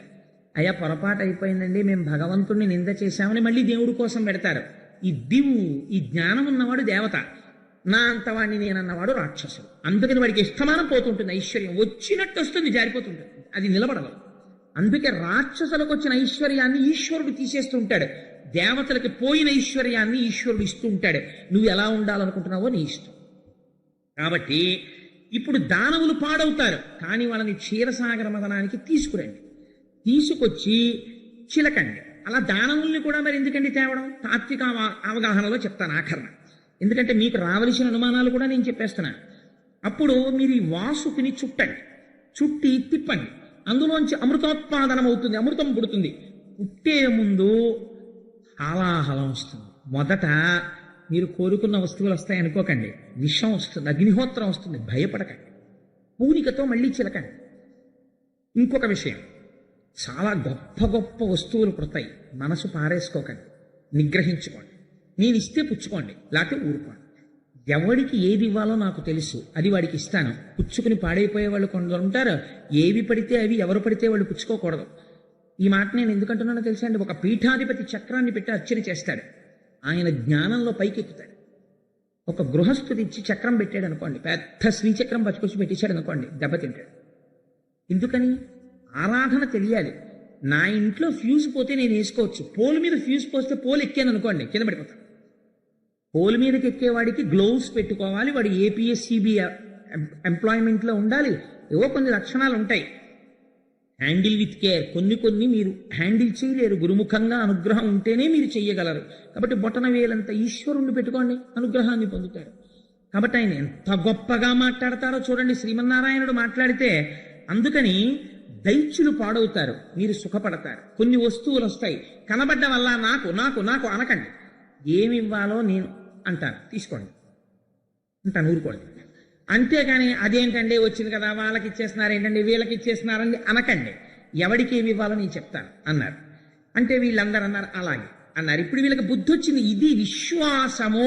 ఇప్పుడు వెంటనే దేవతలు ఏంటి సార్ అదే అదేంటి సార్, పాల సముద్రానికి వెళ్ళి అందులో మందరికి రెట్టమా, పావును తీసుకొచ్చి చుట్టమా, కరిస్తే అండి, పావు తెగిపోతే అండి, లేకపోతే దానికి కుబుసం పడితే అండి, పాల సముద్రంలో మందరగిరి మునిగిపోదా అండి, ఒకవేళ అలా ఎలా ముందు పెట్టి తాడు చుట్టమా, తాడు చుట్టి దాన్ని పెట్టమా, మేమెక్కడ నుంచో మీరు పొజిషన్లు గీసిస్తారా, ఇవేమైనా అడిగారా అంటే క్షీరసాగర మథనమునకు ప్రారంభమేది విశ్వాసం. ఎందుకు విశ్వాసము చివర చెప్తాను. కాబట్టి ఇలా చెయ్యండి, మందరగిరిని తీసుకెళ్లి దింపండి, ప్రారంభం చెయ్యండి అన్నారు. అంటే తప్పకుండా స్వామి మేము బయలుదేరుతాం అన్నారు. అని విశ్వాసమును చూస్తున్నారు స్వామి, చేస్తారా వీళ్ళు. మొట్టమొదట ఏం చేయాలంటే మందర పర్వతాన్ని తీసుకెళ్లి సముద్రంలో పెట్టాలి. వెంటనే ఇవాల్టి రోజునైతే మనం ఏమంటాం, హౌ ఈజ్ ఇట్ పాసిబుల్, మందర పర్వతాన్ని తీసుకెళ్లి సముద్రంలో ఎలా దింపుతామండి, సైన్స్ కందది విషయం అంటాం మనం. భగవత్ సంబంధమైన విషయమునకో ఇతరమైనటువంటి హేతువునకో ఎంత తేడా వస్తుందో చూడండి. వాళ్ళు ఏది మాట్లాడుతున్నారు అసలు అన్నది మీరు అర్థం చేసుకుందరు. కానీ ఇప్పుడు వీళ్ళు ఏం చేశారు, త్వష్ట ప్రజాపతి దగ్గరికి వెళ్ళారు. వెళ్ళి మాకొక వాడి పాల కావాలి అంటే, తౌగాలంటారే ఇంట్లో గడ్డవి చెక్కుతుంటారు, అటువంటి తౌగాలు ఒకటి తయారు చేయి అన్నారు. అంటే త్వష్ట ప్రజాపతి తయారు చేసి ఇచ్చాడు. ఎందుకని అడిగాడు. మందర పర్వతం కింద తవ్వేస్తాం, దాన్ని ఊడ తీసి పట్టుకెడతాం సముద్రానికి అన్నారు. సరే అదేట్రా అలాంటి పని ఏమిట్రా అనలేదు, శ్రీమన్నారాయణుడు చెప్పాడు అన్నారు. అయితే చేసి ఇచ్చేస్తానన్నాడు. విశ్వాసం ఉన్న వాళ్ళ బ్యాచ్ అంతటిని మీకు చెప్తున్నాను. విశ్వాసం లేని వాళ్ళ బ్యాచ్ ఒకటి వస్తుంది. ఎందుకు పోతుందో ఐశ్వర్యం, ఆయన ఆ మాట ఎందుకన్నాడో మీరు చూద్దురు కానీ. కాబట్టి క్షీరసాగరమదనం విన్న తరువాత ఇందులో ఎవరు రాక్షసులో ఎవరు దేవతలో బయటికి వచ్చేస్తుంది స్మా అని వ్యాసుల వారి తీర్పు. కాబట్టి ఏమవుతోంది, తౌగాలు పట్టుకుని వెళ్ళి ఇప్పుడు ఆ మందర పర్వతం యొక్క పాదముల యందు తవ్వుతున్నారు. తవ్వుతుంటే పెద్ద గొయ్యి పడింది. గొయ్యి పడిన తర్వాత ఇప్పుడు ఏం చేయాలి, మందర పర్వతాన్ని తీసుకెళ్లి సముద్రంలో దింపాలి. అందుకని దానికి కొన్ని తాళ్ళు వేశారు, దాన్ని ఊపుతున్నారు. పోతన గారు ఎంత లైవ్ టెలికాస్ట్ ఇచ్చారో తెలుసా అండి భాగవతంలో. దీన్ని ఊపుతున్నప్పుట వాళ్ళు కొన్ని అరుపులు అరిచారట. అంటే ఇప్పుడు వాళ్ళు చేస్తున్నది ఏమిటంటే, వాళ్ళు దేవతలు అయి ఉండొచ్చు. అగ్ని మండిస్తాడు, వాయువు వీస్తాడు, కానీ ఇప్పుడు ఏం చేస్తున్నారు, ఫిజికల్ వర్క్ చేస్తున్నారు. ఆయన పెద్ద ఆఫీసర్ గారు, కానీ ఇవాళ ఆయన ఏం చేస్తున్నాడు, ఏదో చాలా ముఖ్యమైన పని వచ్చి ఆయన ఇంట్లో అటక మీద ఉన్నటువంటి పెద్ద పెద్ద గుండిగలు అవి కిందకి దింపాల్సి వచ్చింది. ఏదో లుంగి జాగ్రత్తగా పైకి కట్టుకుని చొక్కా విప్పేసి బనీ విప్పేసి ఆఫీస్కి వెళ్ళినప్పుడు సూట్ వేసుకుని అటకెక్కడగా అన్నీ విప్పేసి ఓ లుంగి పైకి కట్టుకుని చొక్కా బనీని విప్పేసి చెమటలు పట్టేసి జుత్తంతా మీదడిపోయి అటకెక్కి ఆ గుండికి దింపి కిందకి ఇస్తున్నాడు అనుకోండి, ఒరే జాగ్రత్త, జరుపు జరుపు అంటే చూసారా. ఫిజికల్ వర్క్ చేసేటప్పుడు ఒక లక్షణం ఉంటుంది, శబ్దం కలుస్తుంది. అందుకే మీరు చూడండి, బాగా బరువు పని చేసేవాళ్ళు ఉంటారు. ఒక పెద్ద సిమెంటు స్తంభాన్ని తోస్తున్నారు అనుకోండి, వాళ్ళు ఈ పాటకు అర్థం ఉంటుందా అని మీరు అడిగారు అనుకోండి, ఆ పాటకు అర్థం ఏమి ఉండదు. కానీ వాళ్ళు ఒక గమ్మత్తైనటువంటి పాటలు పాడుతుంటారు. మీరు ఎప్పుడైనా చూడండి, 2 బ్యాచ్లు అయిపోతారు. ఆ ముందున్న వాళ్ళు ఏదో పట్టుకుని లాగుతుంటారు, వెనకనున్న వాళ్ళు సాధారణంగా అంత బరువు ఎత్తేటప్పుడు ఈ గుణపాలు లాంటివి వేసి కొంచెం ఇలా తేలుస్తుంటారు. వీళ్ళు ఒక్కొక్క అంగుళం లాగుతుంటారు. రాజమండ్రి రైలు ఐసోప్ అంటుంటారు. ఏంటి రాజమండ్రి రైలు ఐసోప్ ఏంటి ఏమిటంటే అది భావన లేదు, ఆ పాట తప్పు, అలా మీరు రాయకూడదు, దానికి పల్లవేది చరణం ఏది అని మీరు అడగకూడదు. వాడు గుణపం పెట్టి కొడతాడు. అలా ఎందుకంటాడంటే వాడు అలా అండంలో శబ్దములోంచి శక్తి వస్తుంది. శబ్ద బ్రహ్మమయీ చరాచరమయీ జ్యోతిర్మయీ వాంగ్మయీ. అప్పుడు మీరు ఈశ్వర దర్శనం చెయ్యాలి. ఆహా అమ్మా, అటువంటి అర్థం లేనటువంటి నోటిలోంచి వచ్చిన శబ్దము వలన వాడిలో శక్తిని పెంచి ఫలమును చేకూరుస్తున్నావు, పాషాణమును కదుపుతున్నావు. ఇంత శక్తి కంటికి కనపడకుండా పాషాణాన్ని కదుపుతోంది. దీనికి శబ్దము ఆలంబనమైనది. కాబట్టి ఏం చేస్తున్నారట వీళ్ళందరూ, పదవులు మర్చిపోయి అరుస్తున్నారట. జరుపు జరుపు, తోసాయి, జాగ్రత్త, పడిపోతుంది, పట్టుకో అని అరుస్తున్నారట. లైవ్ టెలికాస్ట్ ఇచ్చారండి పోతన గారు అని. జాగ్రత్తగా మందర పర్వతాన్ని అటు ఇటు ఊపేరట. ముందరి కదలాలి కదా, అది కదిలింది. కదిలిన తర్వాత ఒరే జాగ్రత్త, ఎత్తుకోండి ఎత్తుకోండి అన్నారు. అన్ని వైపుల నుంచి దాన్ని ఎత్తుకున్నారు. పట్టుకోండి, పడిపోతుంది, ఓ పక్కకు పడిపోతుంది అన్నారు. మనం చేసే పనే వాళ్ళు చేశారు. పొడుగు వాళ్ళు ఓ పక్కన చేరిపోయారు, గభాలను కొంచెం పైకెత్తేశారు. ఇటువైపు వాళ్ళు పట్టుకోలేపారు, అది మీద అడిపోయారు. మీద అడిపోయేటప్పటికీ దీని తాత్విక అవగాహన వింటే ఆశ్చర్యపోతారండి. ఇది మీద పడిపోతే కొంతమంది చచ్చిపోయారు, కొంతమంది పారిపోయారు. అప్పుడు వీళ్ళందరూ పక్కన నిలబడి అన్నారు పడిపోయాక, ఊరే మనకు ఆయన మందర పర్వతాన్ని తీసుకెళ్లి పాలసముద్రంలో పెట్టమన్నాడు. ఆయన చెప్తే మనం వెంటనే మందర పర్వతాన్ని ఎత్తేసాం. కానీ అయ్యా అలా వెళ్ళేటప్పుడు పడిపోయి మీదడిపోతుందేమో, చచ్చిపోతామేమో, మీరు ఓసారి రెండుని మనం అడగలేదు ఏమిట్రా? ఓసారి అడిగితే ఆయనే వచ్చి అసలు దీన్ని ఎలా తీసుకెళ్లాలో చెప్పును కదా, ఇది చెప్పినవాడు రాడా, వస్తాడరా, మనమే పిలవలేదు అన్నారు. చూడండి ఎంత వాళ్ళకి అప్పుడు కూడా నమ్మకమో చూడండి. ఆయన వస్తే ఎంత బాగుండో, మనం చచ్చిపోయాం కదరా కొంతమంది నిష్కారణంగా అన్నారు. ఎంత విశ్వాసంతో ఉన్నాడో చూడండి. కష్టంలో కూడా వెంటనే వాళ్ళు ఈ మాట అనుకున్నారట. గరుడారోహకుడై గదాధిధరుడై కారుణ్య సంయుక్తుడై హరికోటి ప్రభతోనుహో వెరవకుండంచుం ప్రదీపించి తగ్గిదిగేలన్ నలువంద కందుకము మట్కింబట్టి క్రీడించుచున్ కరుణాలోక సుధున్ సురాసురుల ప్రాణంబుల్ సమర్థించుచున్. వెంటనే బ్రహ్మాండమైనటువంటి వేదమంత్రాలు వినపడ్డాయి. సామవేదము యజుర్వేదము వినపడుతూ గరుడు రెక్కలల్లా అరుస్తూ వచ్చేశాడు. ఆ బంగారు రంగులో ఉన్నటువంటి పక్షి నుంచి శ్రీమన్నారాయణుడు కిందికి దిగాడు. ఇంతమంది ఎత్తలేని దాన్ని కందుకమున్ బంతి పట్టి గురాల పడిపోయారు. నేను తీసుకెళ్లి పాలసముద్రానికి ఒడ్డును పెట్టేస్తాను, మీ అందరూ అక్కడికి వచ్చేసేయండి చిలుకుదురు గాని అని గరుత్మంతుడిని ఎక్కేసి బంతి ఆడుకున్నట్టుగా మేరు పర్వతాన్ని, ఆ మందర పర్వతాన్ని ఇట్టించి ఈ చేతిలోకి, ఈ చేతిలోంచి ఈ చేతిలోకి వేసుకుంటూ ఇలా ఇలా ఆడుకుంటూ వెళ్ళిపోతుంటే వీళ్ళందరూ చూసావా అనుకునేటప్పటికి వచ్చేసాడు. ఇది మన స్వామి అంటే పరిగెత్తండి పరిగెత్తండి పాలసముద్రం దగ్గరికి అని వీళ్ళందరూ మళ్ళీ పాలసముద్రం దగ్గరికి పరిగెత్తుకొచ్చేసాడు. స్వామి అన్నారు గరుత్మంతుడితోటి, ఒరే వీళ్ళు నేను దగ్గర లేకపోతే కొంచెం బెంగెట్టుకుంటున్నారు, అందుకని నేను దగ్గర ఉంటాను ఇక్కడి నుంచి. ఇదండి ఆయన ప్రసన్నత, ఆయన అవసరం ఏంటి, అంతటా ఆయన ఉన్నాడు. మళ్ళీ ఏమైనా వస్తే పిలవండి అనలేదు.